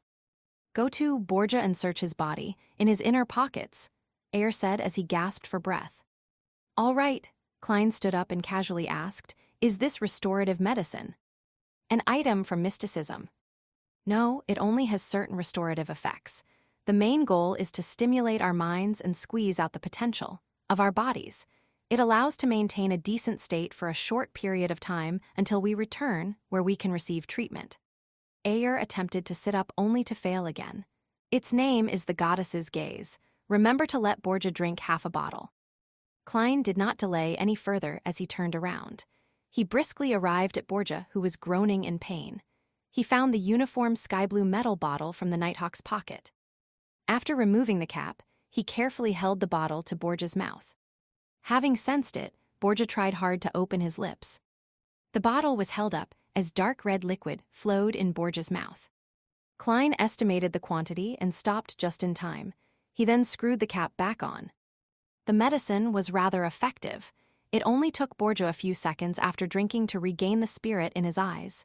Furthermore, he whispered, "Thank you."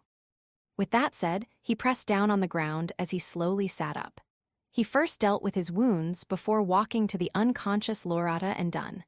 Then, he retrieved the goddess's gaze from the latter's inner pocket. Klein returned to Ayer's side and fed him the remaining half bottle. After Ayer panted a few times, his actions suddenly became nimbler. He stood up as though he had never been injured. "I'll help, Borgia. Help that partner of yours." The gentleman with the charm of a middle-aged man pointed at Leonard Mitchell. Klein had no objections to it. He turned around and jogged to the poet, Leonard. "There's no need. I can drink it by myself." Leonard, with his disheveled hair, smiled as he raised the sky-blue bottle. Upon seeing Leonard agilely get up by pushing up with one hand, Klein, who wanted to lampoon, was suddenly stunned. Leonard's injuries are lighter than I expected. He had the ability to consume the medicine from the very beginning. That also means that he could see me walk counterclockwise, as I did the luck enhancement ritual. No, that's still all right. I had chanted inwardly, and the luck enhancement ritual does not appear odd in any way, or the suited clown would not have fallen for it. But even so, Leonard, who had long recovered but chose to watch by the sidelines, had seen quite a lot. Things like me not being affected by 20 for 9 and my sneak attack on the suited clown.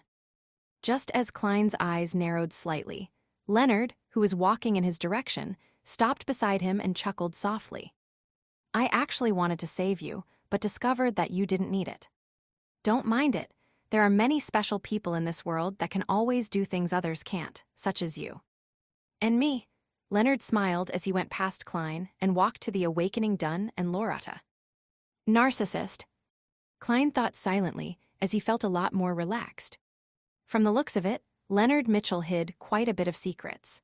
As he regrouped with the rest while deep in thought, he saw Captain Dunn wear a glove and pick up the Antigonus family notebook that was covered in yellowish-brown blood stains. The notebook's cover was completely made of thick black paper. It suffused an aura from an ancient and distant time without any signs of softening or rotting. It was nearly identical to the one he saw in his dream. He even suspected that flipping it open would only make him see the fool wearing splendid headgear. However, he soon realized that he was overthinking things, since Dunn had flipped open the notebook to make a final confirmation. Klein was unable to discern the words on it due to his poor angle, but he was certain that there was no drawing of the fool with his gorgeous clothes and splendid headdress. There's nothing wrong with it. Dunn closed the notebook and held it securely. Then, he looked at Ayer and company. "Let's store this notebook and sealed artifact 20 for 9 behind Tinjin's Channy's gate. We can wait until all of you are recovered or Backlund sends someone over." Upon hearing that, Klein felt a little disappointed once again, but also felt happy. He wished to see the Antigonus family's notebook once more and figure out the reason for the death of the original Klein, Welch, and Nea. However, he also felt that the ancient item was filled with misfortune. It often brought catastrophe, so he did not dare touch it. Handing it to the church's headquarters and sealing it is considered the best choice. He secretly heaved a sigh of relief. "All right." Ayer Harson, Borgia, and Lorata nodded in unison. They then turned around and arrived beside sealed artifact 20 for 9. They woke each other up and stuffed the puppet, which had resumed moving into the black chest, with an opening as they monitored it strictly. "Everything is back to normal." Ayer sounded a little more relaxed. Inside the dimly lit black chest, The puppet wrapped in oil-stained cloth flipped over with its body creaking as it aligned its clown-painted face with the light source. On the creepy face, under the black pupil-less eyes, two hardly noticeable crimson cracks appeared. Meanwhile, Dunn, Leonard, and Klein, who had mustered his courage, began searching the suited clown's corpse.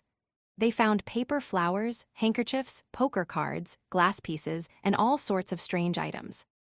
However, apart from that, he did not seem to carry anything of worth or potential clues. Other than the wallet with 70 to 80 pounds and 10 plus solely. Klein secretly sighed. With money in mind, he immediately looked down and inspected himself. His face nearly fell literally. His formal suit that cost several pounds had torn in 5 to 6 spots, which required mending due to his rolling on the ground. Furthermore, it was covered in dust and dirt stains. Dunn shot him a glance as the corner of his lips curved up. Losses during a mission can be reimbursed. Reimbursed. Upon hearing the term invented by Emperor Roselle, Klein instantly felt wonderful. Yeah, this suit just needs some proper cleaning and mending before it can be worn again. It will still be presentable. When the reimbursement comes, I can buy another set and I can take turns wearing them. I am not the kind of person that uses a reimbursement for something other than what it was intended for. However, I should consider getting a set of clothes for combat in the future, such as a black trench coat like Captain. Clothes with slightly poorer material would be much cheaper than a tuxedo. Tusk, has the reason why the bastard, Leonard, doesn't like wearing formal suits been due to him having such considerations? Let Fry take care of the dead body. We'll see if he can find what the man originally looked like or find any relevant clues. Dunn touched the suited clown's face paint with his gloves. Then they searched the innermost warehouse and saw that there were splotches of bloody flesh that looked like they had been smashed by boulders. They also saw one white bone after another that had been strewn everywhere. Ray Bieber was absorbing the power in the notebook via an ancient ritual, just like how we would consume a higher-level sequence potion. A ritual like that is full of danger. It must be performed in an environment isolated from all disturbances, and the ritual would have required him to enter a deep sleep for a certain amount of time. That was probably why he had yet to leave Tingen. Dunn guessed at the possibilities after inspecting the warehouse. Upon hearing such a description, Lorata laughed.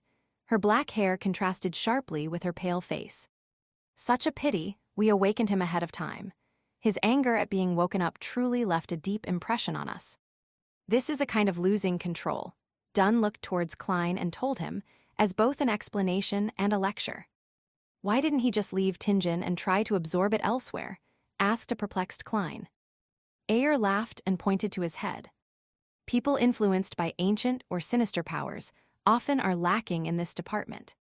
At that moment, Dunn inhaled and said while hiding his pain, "Leonard, you are still in good condition. Stay here and do not allow ordinary people to come close. The rest of us will immediately search for items among Ray Bieber's remains. We will return with them and the sealed artifact, as well as the Antigonus family's notebook. We will then get Fry, Rial, and the police to come here." Chapter 77, Remnant Items. "All right," answered Leonard with a relaxed expression when he heard Dunn's suggestion. Following that, everyone walked out of the warehouse and came close to where Monster Bieber had self-destructed. With him at the origin, they began searching outwards radially. "Captain, what are we looking for?" Klein looked at the rotting flesh and blood that was strewn everywhere. He held back his urge to retch as he looked at Dunn Smith beside him ponderingly. Dunn did not look up. Instead, he used his deep gray eyes to sweep the ground. Awakening ahead of time, losing control, and becoming a monster. This means that Ray Bieber did not fully absorb the beyonder powers provided by the notebook. It also means that a part of his body is considered extraordinary, making it prime material. If you ever encounter something similar, make sure not to miss out on doing a search. It might be a relatively important item. So that's the case. Klein nodded slightly in enlightenment. In the blink of an eye, he thought of another matter. If the part where Monster Bieber had concentrated the Beyonder powers were some indescribable part, wouldn't that be awkward?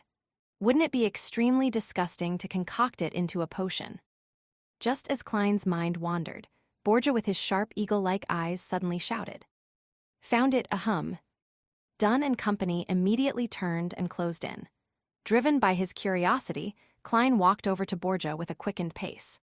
Soon, he saw the item before Borgia. It was a grayish-white item about the size of a fist. Its surface was filled with gullies, and it looked soft but ductile. It looked like a brain that had been extracted out of a living being. Although Klein was unable to make out the extraordinariness of the blob of grayish-white, he was certain that Borgia had not made a mistake, since it had remained intact despite the violent explosion it had undergone. Dunn carefully observed it and squatted down. As he extended and bent his right arm, he used his black-gloved left hand to carefully grab the grayish-white item. The moment it was touched, the blob of grayish-white immediately spread out into an extremely sticky liquid. At that moment, Ayer Harson took out a tin-colored square case, removed the cigarettes from them, and placed them into his pocket. Then he handed the square case to Dunn and smiled. "I know you only like pipes." Dunn chuckled and took the square case. Then, he poured the grayish-white sticky liquid into the case for temporary storage. After storing it away, everyone did a cursory sweep of the area. After confirming that they had not missed out anything, they left. When they came out, they saw the horses digging their hooves into the ground, clearly spooked and nervous. They had nearly escaped their reins. "I'll drive." Borgia covered his mouth with his hand and coughed softly. "I know you are good at placating animals," said Ayer with a smiling nod. After boarding the carriage, Dunn, Lorata, Ayer Harson, and Klein, who continued their arm exercises, temporarily had nothing to say as they fell into silence. When the trotting of the horses sounded while the carriage wheeled off, Dunn looked at Klein and deliberated over his words before saying, "I know you are filled with curiosity about the Antigonus family's notebook. You wish to understand what happened." "No, not at all," Klein subconsciously denied. It was an ancient relic filled with misfortune.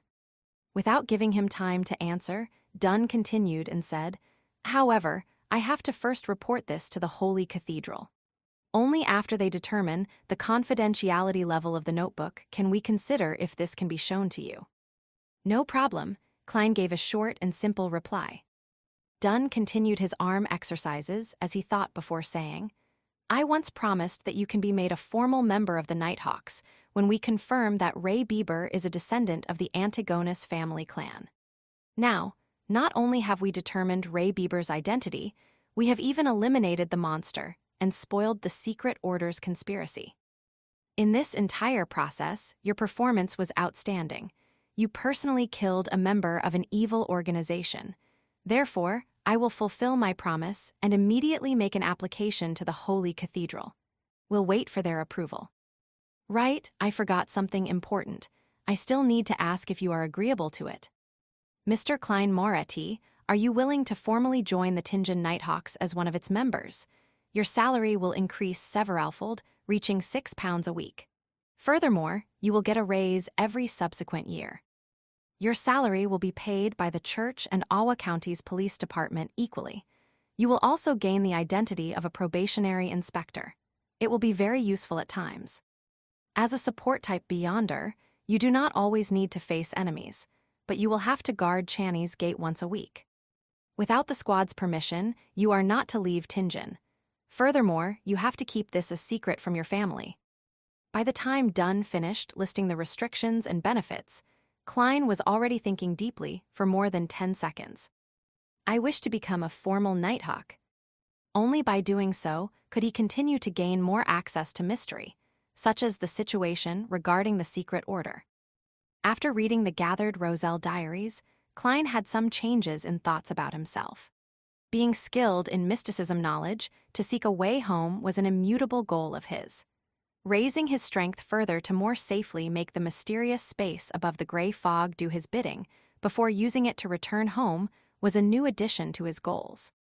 Just as Emperor Roselle said, simply relying on external powers was very dangerous. Furthermore, after becoming a seer and obtaining Beyonder powers, Klein sensed that he had a better grasp of the mysterious space.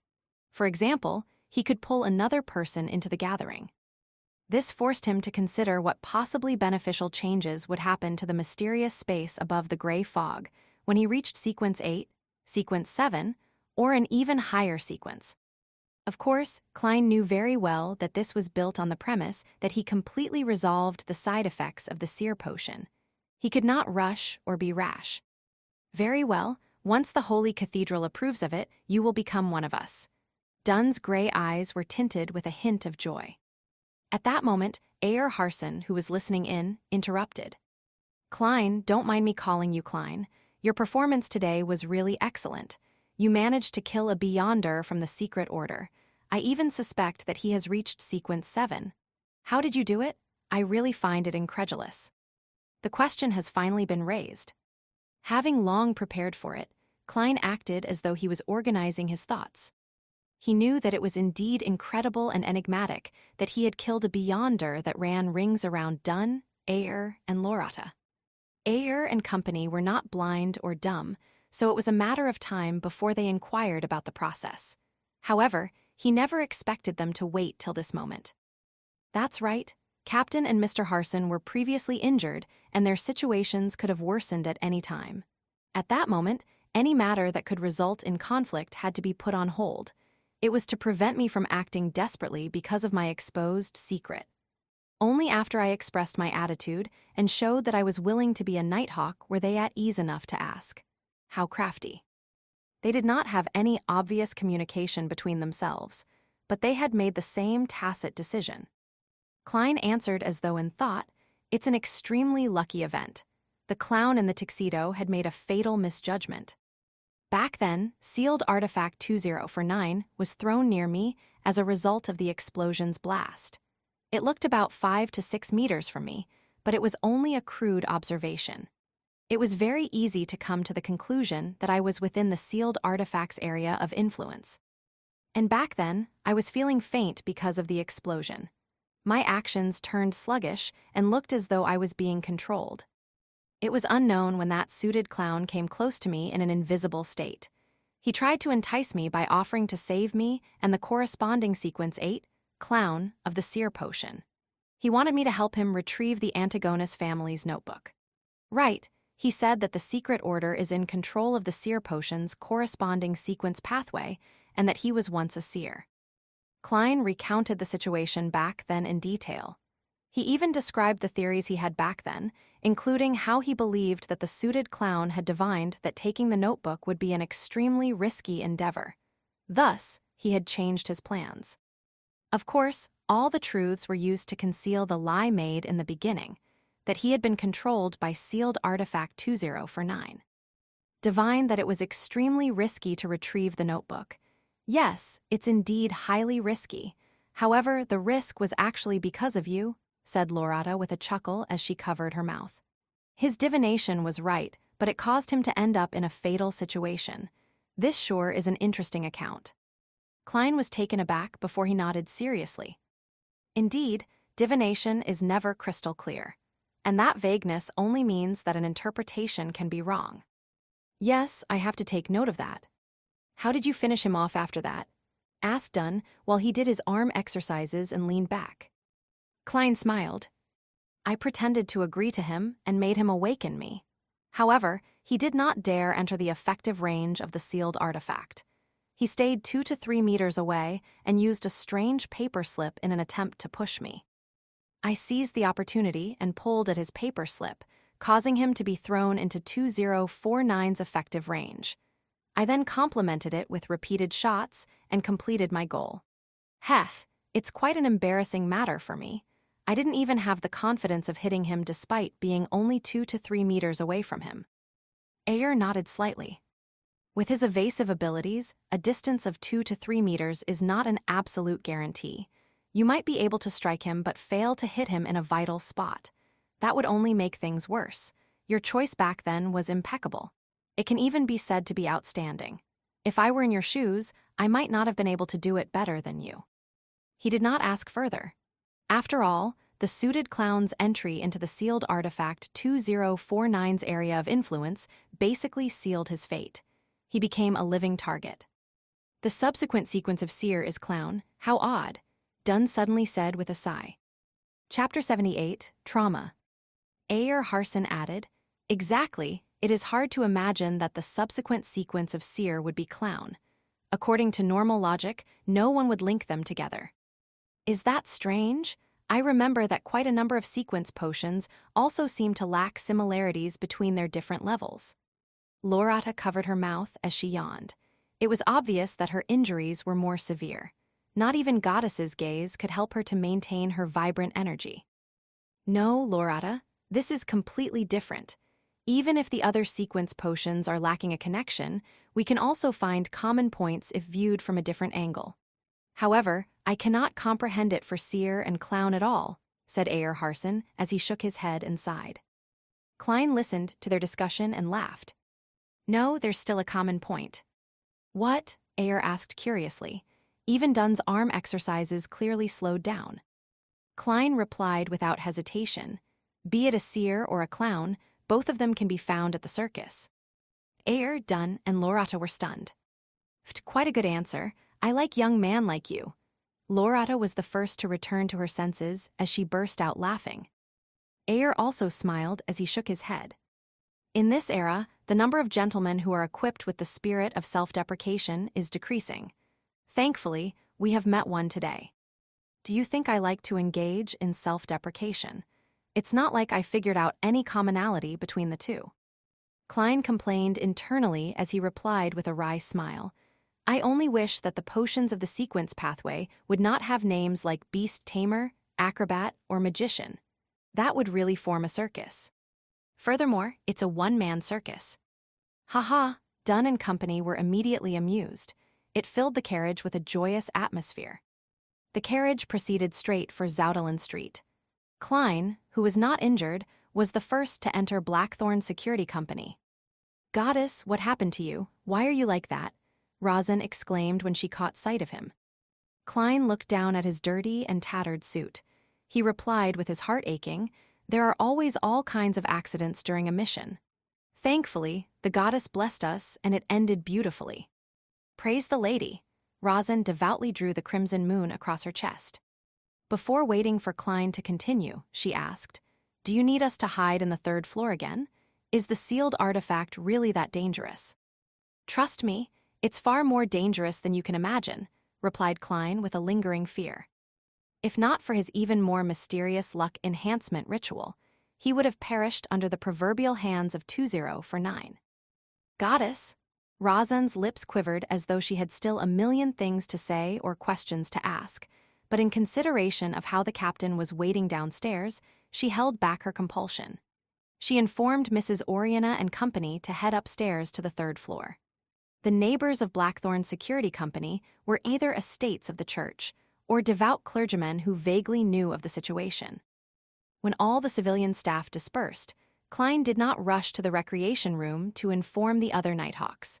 He immediately returned and helped the captain and the rest escort sealed artifact 2049, Monster Bieber's remnants, and the Antigonus family's notebook to the second floor.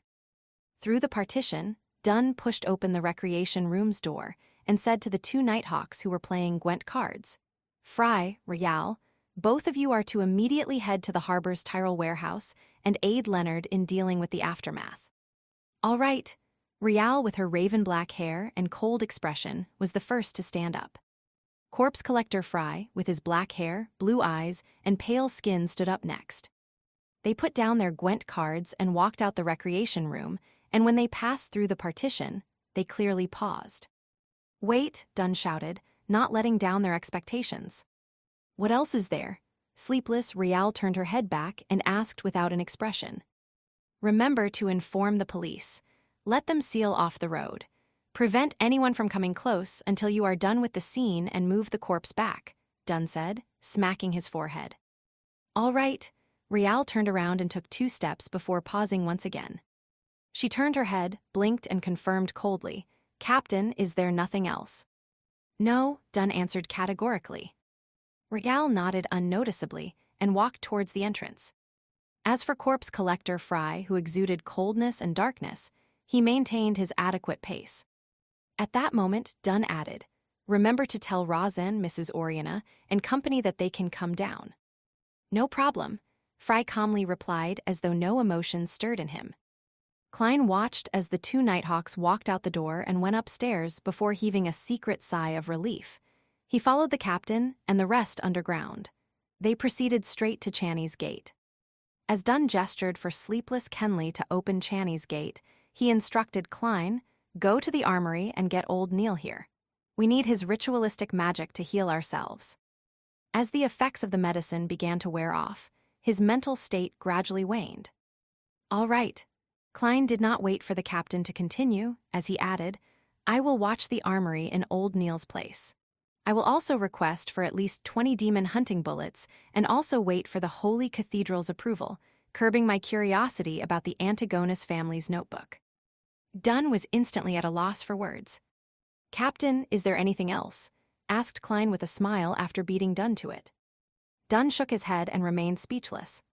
He pulled out his cane and turned around. After walking a certain distance, Klein turned into the armory and recounted the happenings generally to old Neil, who was drinking plain water. "He became a monster that lost control. You even killed a beyonder." Old Neil quickly tidied up his desk. "It's like I'm listening to the script of a play."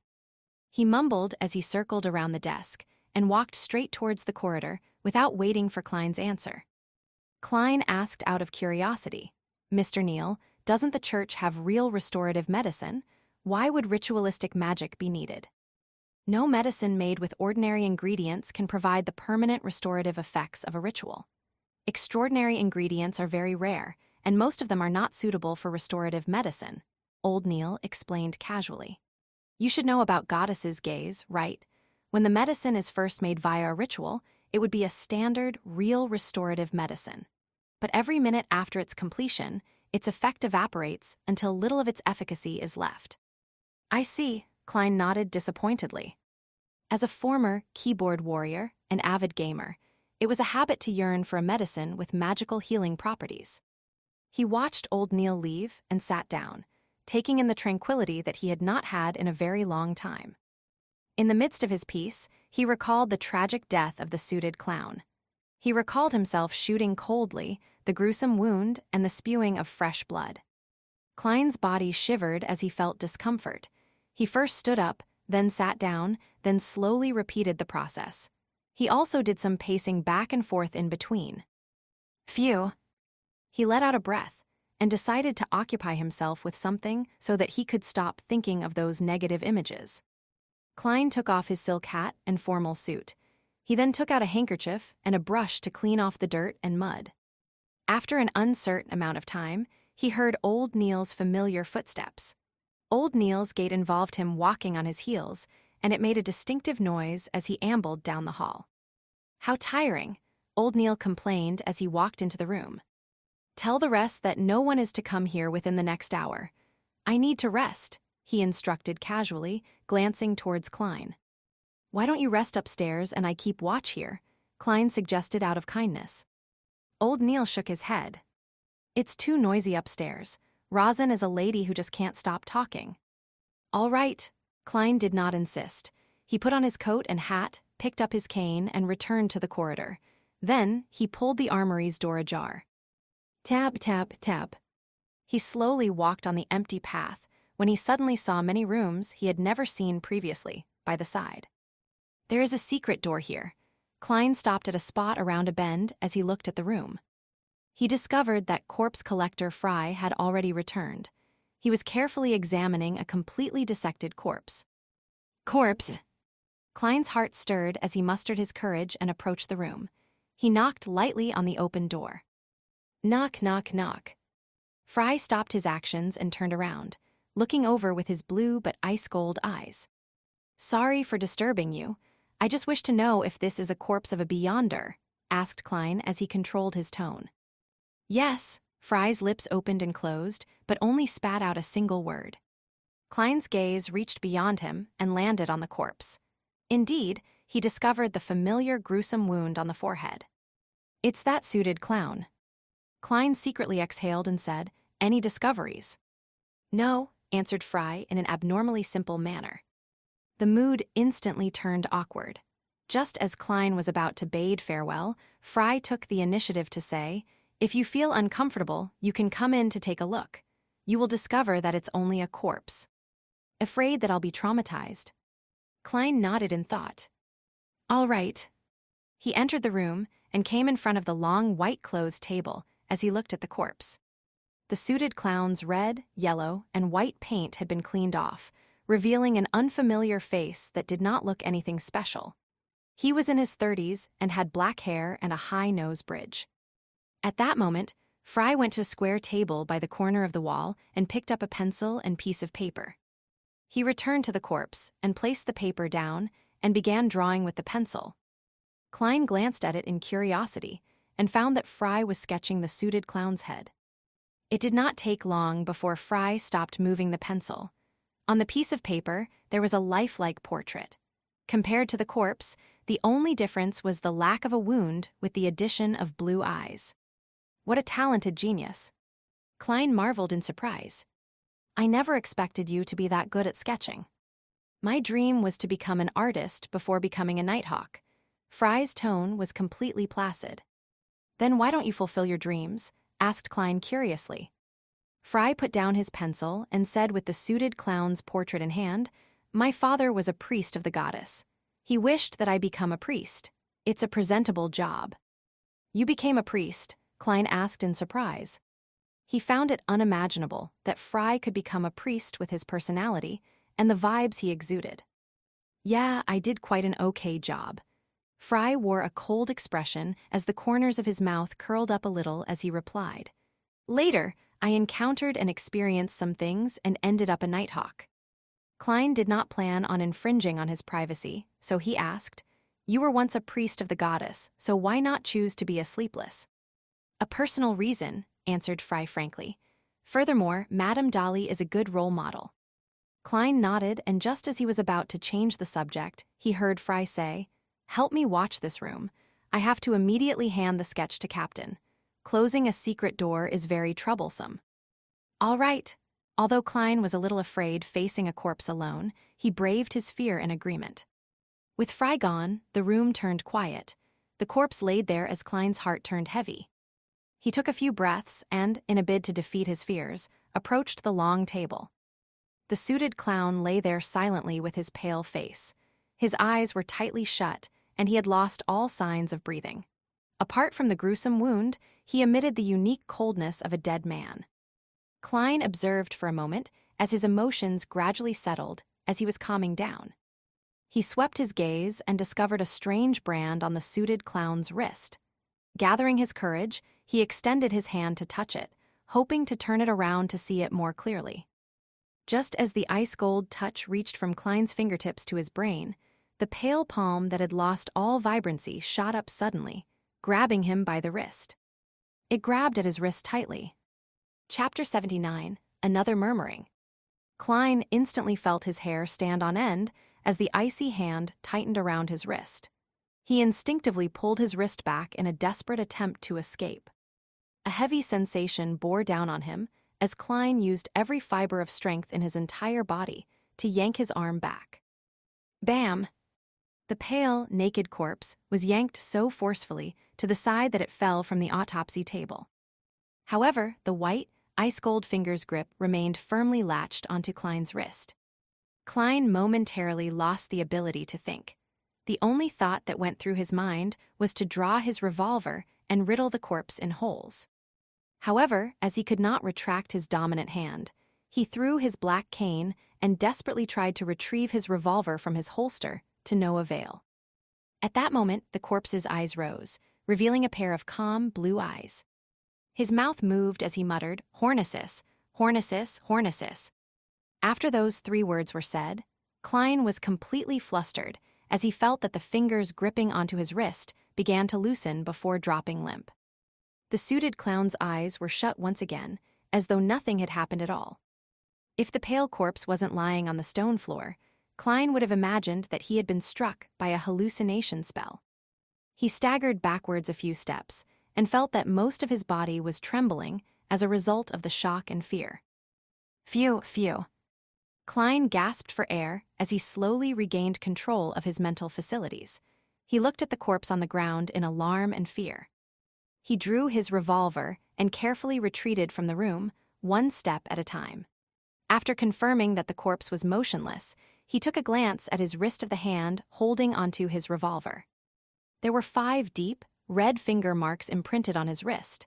They silently described his encounter. Klein calmed down as vulgarities filled his mind. "Fucking hell, I almost died from the shock." After panting for more than 10 seconds, he began assembling items in his mind to quickly compose himself. He carefully recalled everything that he encountered and pieced them together. Although he did not understand the reason for the suited clown's resurrection, he acutely noticed an important point. The corpse had repeated the words, Hornesis. "It's Hornesis again." Klein knitted his brows. The Antigonus family's notebook has records of a nation of the Evernight in the Hornesis mountain range. While in cogitation or spirit vision, I would hear sounds that I shouldn't be able to hear, and among those sounds is the word Hornesis. Is the answer to all these questions on the Hornesis mountain range? There might be massive danger lurking there. For example, an evil god might be sealed within and was using various forms of attraction to achieve freedom. While considering this, Klein carefully entered the room and touched the corpse a few times to verify that it was completely dead.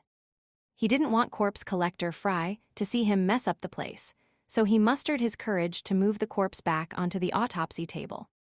Klein couldn't help but feel as though his heart was in his mouth throughout the process. The slightest movement could snap his tense nerves. Furthermore, the ice-cold feeling given out by the corpse felt particularly disgusting. After finishing the mission with great difficulty, he recalled the reason he approached the corpse. Therefore, he focused on the suited clown's wrist and looked at the strange brand. It was unknown when the brand had slipped off, shrinking into a spherical blob of blood which had tint of blue. The spherical blob of blood was the size of a thumb. It floated in midair silently in defiance of the laws of physics. "What is this?" Klein muttered, but he didn't dare to touch it rashly. He had no intention of hiding the strange blood sphere. Firstly, he didn't know if it was a good or bad thing. Secondly, he was certain that Fry, who had examined the corpse, would have long discovered the brand on the wrist. It was even likely that he knew what the strange blood sphere was. And even if Fry doesn't know, reporting it to Captain and letting the Nighthawks research, it is definitely better than me making random attempts. That was Klein's train of thought. Being in an organization meant he had to know how to make use of the organization's powers to its fullest. Klein waited nervously for a few minutes before he saw the black-haired, blue-eyed, and thin-lipped Fry return. He instantly noticed the strange blood sphere and asked Klein a question he had previously asked himself. "What is this?" "No idea." Klein shook his head honestly. He recounted what had happened without hiding anything. The brand slipped off into a blood sphere. Fry nodded, seemingly deep in thought. The corpse of a beyonder always tends to have some strange transformations. He looked up and said to Klein, "Bring the captain here. Inform him about the contents that the corpse murmured as well." "All right." Klein was already itching to leave. "You don't have to return with the captain," Fry added. "I believe you won't like to see what happens next." As he spoke, he picked up a silver surgical knife beside him. Klein nodded with some lingering fear. "I was hoping you'd say that." He picked up his cane, wore his hat, and hobbled over to the Channy's gate. At the keeper's room, he saw the no longer frail Captain Dunn. After Dunn heard his recollection of what happened, he nodded indiscernibly. "I'll report the matter to the higher-ups and let the Holy Cathedral deal with it. Maybe they'll send people to the main peak of the Hornesis mountain range to take a look." Klein answered briefly in confirmation. Seeing that only sleepless Kenley and the captain were in the keeper's room, he casually asked, "Are Mr. Ayer and the others resting?" Dunn nodded and said, "Ayer and Borgia are at St. Selena Cathedral. Lorata is probably looking for a coffee shop." "Coffee shop? Madame Lorata hasn't recovered from her injuries, right?" Klein asked in surprise. Dunn massaged his nose bridge and said with a laugh, "Lorata has 3 hobbies: coffee, dessert, and maidservants. She says she needs these 3 things to speed up her recovery." "Maidservants?" Klein asked, perplexed. "Does Madame Lorata have a particular fetish?" Dunn shook his head helplessly and said, "She likes maidservants." "Yeah, that's right. Furthermore, she likes ones with big breasts." "She sure is weird." Klein had no idea what kind of expression he should show in response. Dunn didn't delay any further as he headed out the keeper's room. As Klein watched his back, he silently waited for him to turn. Meanwhile, he noticed at the corner of his eye that sleepless Kenley had fished out his pocket watch and opened it. 3, 2, 1. The moment Klein finished counting down silently, Dunn stopped and turned around. Another thing I forgot. Klein, you went through a lot today. Once you relax, you'll feel exhausted. There's no need for you to be here in the afternoon. Go back and get some rest. Tomorrow, I'll submit the application listing the detailed losses. All right, don't worry too much about your killing of a Beyonder. Killing him was equivalent to saving more lives. As a matter of fact, I'm actually feeling much better. Klein silently exhaled. Dunn nodded slightly, and just as he turned around, he smacked himself in the forehead. I've also handed the Beyonder's sketch to Leonard. He and the police department are in charge of the follow-up investigations. I believe that the Beyonder must have rode on carriages, eaten food, and had somewhere to stay. Wherever he steps, whatever he touches, whatever he leaves behind, even unconsciously, will serve as a silent witness against him. Emperor Rosel's words are truly sensible. Yes, Klein answered, stupefied. After the captain walked far away, he left the keeper's room and slowly walked to the second floor. Along the way, he suddenly recalled something as he experienced an additional bout of fear. That suited clown claimed that the secret order controlled the corresponding sequence pathway of seers. Even if he was exaggerating and they didn't have the higher sequence potion formulas, they definitely have the lower sequence ones. It also means that they have a number of seers. Then, wouldn't they divine that I killed the suited clown and secretly exact revenge against me? If they can't deal with the Nighthawks, can't they deal with me, a seer without any direct measures against enemies? Klein stopped in the stairwell and began thinking about the problem seriously. Soon, he discovered that he was worrying over nothing. Firstly, the secret order doesn't know who are members of the Nighthawks. Secondly, even if they know one or two, they definitely wouldn't include a civilian staff member like me. Thirdly, under the present circumstances, unless they have a prophet, there's no way they can divine who the murderer is. He heaved a sigh of relief and left the Blackthorn Security Company. He took a public carriage back to Daffodil Street. Even though he hadn't eaten lunch yet, he still lacked the appetite. After entering his bedroom, Klein removed his damaged suit first. Then, he took off his half-top hat, got into bed, and tried to go to sleep. His mind remained active as though his entire existence couldn't relax. His mind wasn't repeating the scene of him shooting the suited clown to death, but of the scene of him moving the corpse and that hair-raising experience. He no longer felt uncomfortable about killing for the first time, but more of a disgust when he thought about it. This was probably Fry's goal. He hoped that I would approach the corpse and face it directly to overcome my trauma. But even though the trauma from before is gone, I've been traumatized by something new. Klein gave a self-deprecating laugh as he gradually felt his nerves calm down. He had no idea when he dozed off, but when he woke up, his stomach was groaning in protest. I feel like I can eat an entire horse, Klein muttered as he looked at the sun setting in the west as though the sky was alit. Changing into old but comfortable casual clothes, he briskly walked to the first floor. Before he could consider what to make for dinner, he heard the door open. Melissa. The corners of his mouth curled up at the thought. Ever since she began taking the public carriage, his sister no longer returned home late. The key twisted as the door opened. Melissa walked in with her bag that contained her books and stationery. She looked at the kitchen and said, "Klein, there's a letter for you. It's from your mentor." A letter from mentor? Right. I wrote to him asking about the relevant historical situation of the Hornicis main peak. Klein was taken aback at first before he recalled the matter. Chapter 80, Banquet Invitation. After having dinner, a satiated Klein casually lounged on the living room sofa. He used a small letter opener to open the letter he received from his mentor. Melissa was sitting by the dining table at the time, working hard on a textbook problem with the gas lamp for illumination. Benson was cradled in a single-seater, reading accountancy for beginners.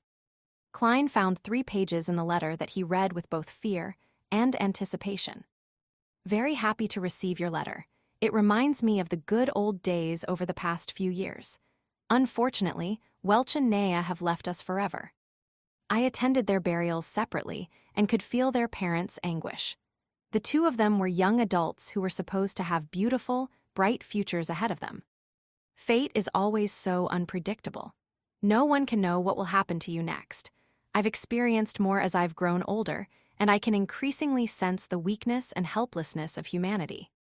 Regarding the historical information revolving around the Hornices main peak, I recall that the archaeologist, Mr. John Joseph, once published a monograph detailing it. It includes his accounts of his time at the Hornices main peak. He discovered a few ancient buildings that are more than 1,000 years old. What shames every historian and archaeologist is our inability to precisely date the era. We can only make a crude estimate based on the architecture style, the characteristics of the murals, and a few of the texts that we can decipher. It's quite unbelievable that such a tall mountain peak would have humans living there. Mr. Joseph has ample evidence to prove that those humans developed a civilization that they can call their own. As for the details, it is hard to fully describe them in this letter. I suggest you try borrowing this monograph from the Deweyville Library. Trust me, Sir Deweyville's donation to this library makes it have more books in its collection than the one built by the city government. The monograph's title is Research of the Hornices Main Peak's Relics. It is published by the Lone Publishing Firm. In addition, there are some papers that discuss something of relevance. They are published in the journals New Archaeology, Archaeology Summary. The exact issue and journal volume is. Klein read every word and repeated the names of the monograph and paper names silently. Immediately afterwards, he found some paper and an envelope, as well as a fountain pen before penning his gratitude. Melissa, help me send this letter out. This is the money for the stamps. Klein placed the sealed envelope and more than enough money for the stamps on his sister's desk. Melissa took a glance and curled her lips. Klein, stamps don't cost that much. Yes, stamps don't, but a girl should have some allowance. Klein replied with a smile. I believe Selina has mentioned this to you before. Noticing that Melissa was about to protest, he quickly added, it can be used to buy the materials and tools you need. Tools? Melissa repeated softly again and again before casting her gaze back onto her books. All right, she said as she nodded imperceptibly. The corners of Klein's mouth immediately curved upwards as he briskly walked back to the sofa. Excellent persuasion skills, you precisely pinpointed Melissa's weakness. Benson gave a thumbs up as he said with a suppressed laugh. Klein cleared his throat and said in all seriousness, Then how shall I persuade you? Your self-study should emphasize language and ancient literature. Of course, basic mathematics and logic are equally important. According to the curriculum of the public schools and grammar schools, as well as the material tested for in college admissions, Klein was very confident about the general direction in which the upcoming civil servant examinations would focus on. Benson touched his hairline and said with a self-deprecating smile, I feel like a curly-haired baboon in front of those books.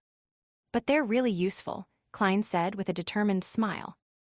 At that moment, Melissa put down her fountain pen, stood up, and walked to the sofa. Benson, Klein, this Sunday is Selina's birthday. She and her parents wish to invite all of us to their place for a banquet. Are both of you free? Should be fine for me, Klein said after some thought. He could take the opportunity to be acquainted with his sister's friends. It could prevent him from being utterly clueless whenever something happened to her. Me too, Benson said as he combed his hairs with his fingers. It looks like we'll have to think of a birthday present for Miss Selina. Klein smiled. This should be left to Melissa.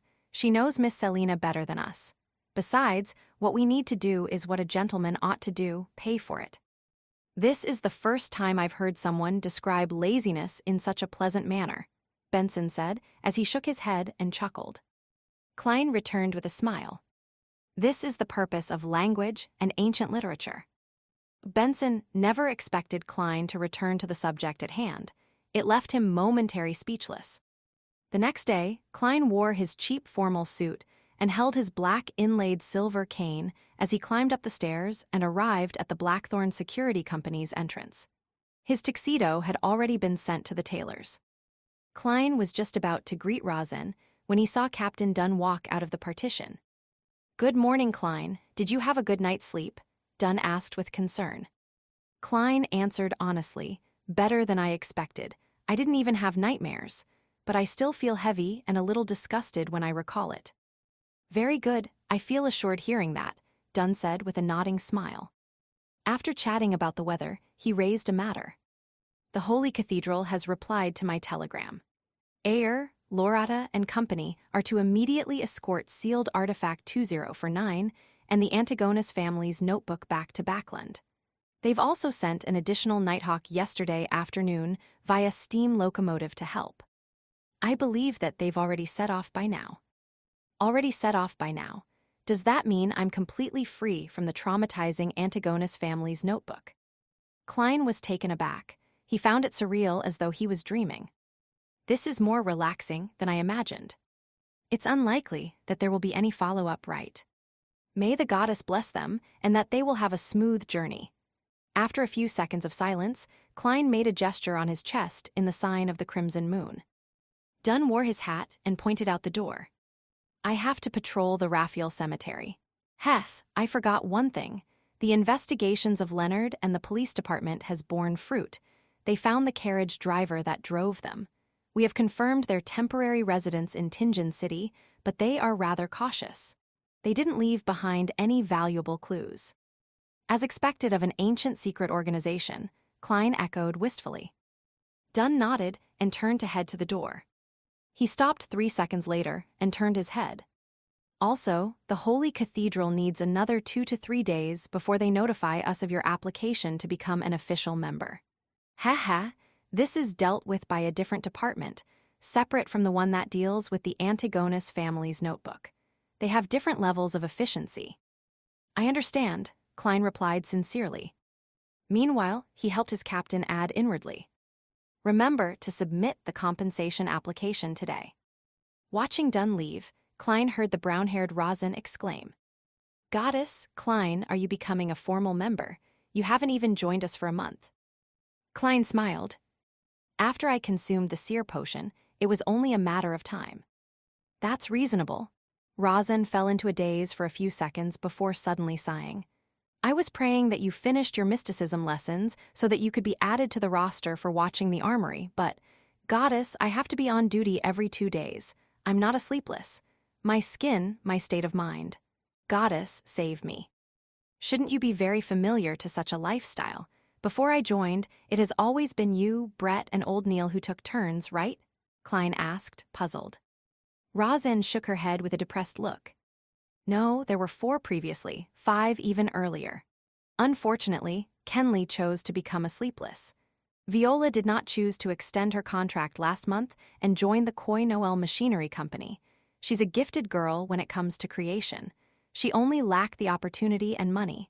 5 years as a civilian staff allowed her to have enough savings." Having said this, Rosin suddenly glanced at Klein and laughed with her mouth covered. "I've thought of a good solution. Klein, get married as soon as possible. Then, accidentally expose the secret of Beyonders to her. This is considered a very minor leak, so there won't be any particularly heavy penalties. After all, who can lie to a person who shares the same bed with you over prolonged periods of time? You can introduce her to us when that happens, make her a civilian staff member. What a perfect plan." The corners of Klein's mouth twitched. "Miss Rosin, you can also quickly find a husband. It should be even easier.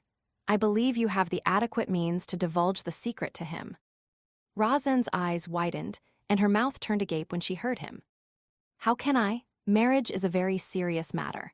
I have to carefully pick and observe him over a period of time to ensure that he's all right." "That's not what you said a second ago." Klein didn't bother engaging in sophistry with Rosin. He smiled as he engaged in a little small talk before bidding farewell and heading underground.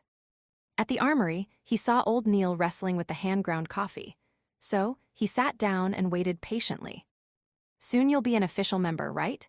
old Neil asked casually as he filtered the coffee. "Captain said that another 2 to 3 days are needed. It's still a question of whether the Holy Cathedral will approve of it," Klein said frankly. "Hee hee, Old Neil chortled. The Holy Cathedral won't deny cases like these, especially when you're already a beyonder. With that said, he turned his head and faced Klein. He said with a chuckle, "You must be mentally prepared. There's a ritual every official Nighthawk member has to undergo. They have to complete a mission independently. Of course, Dunn would definitely choose the easiest and simplest ones for a rookie. Besides, you're a support-type seer."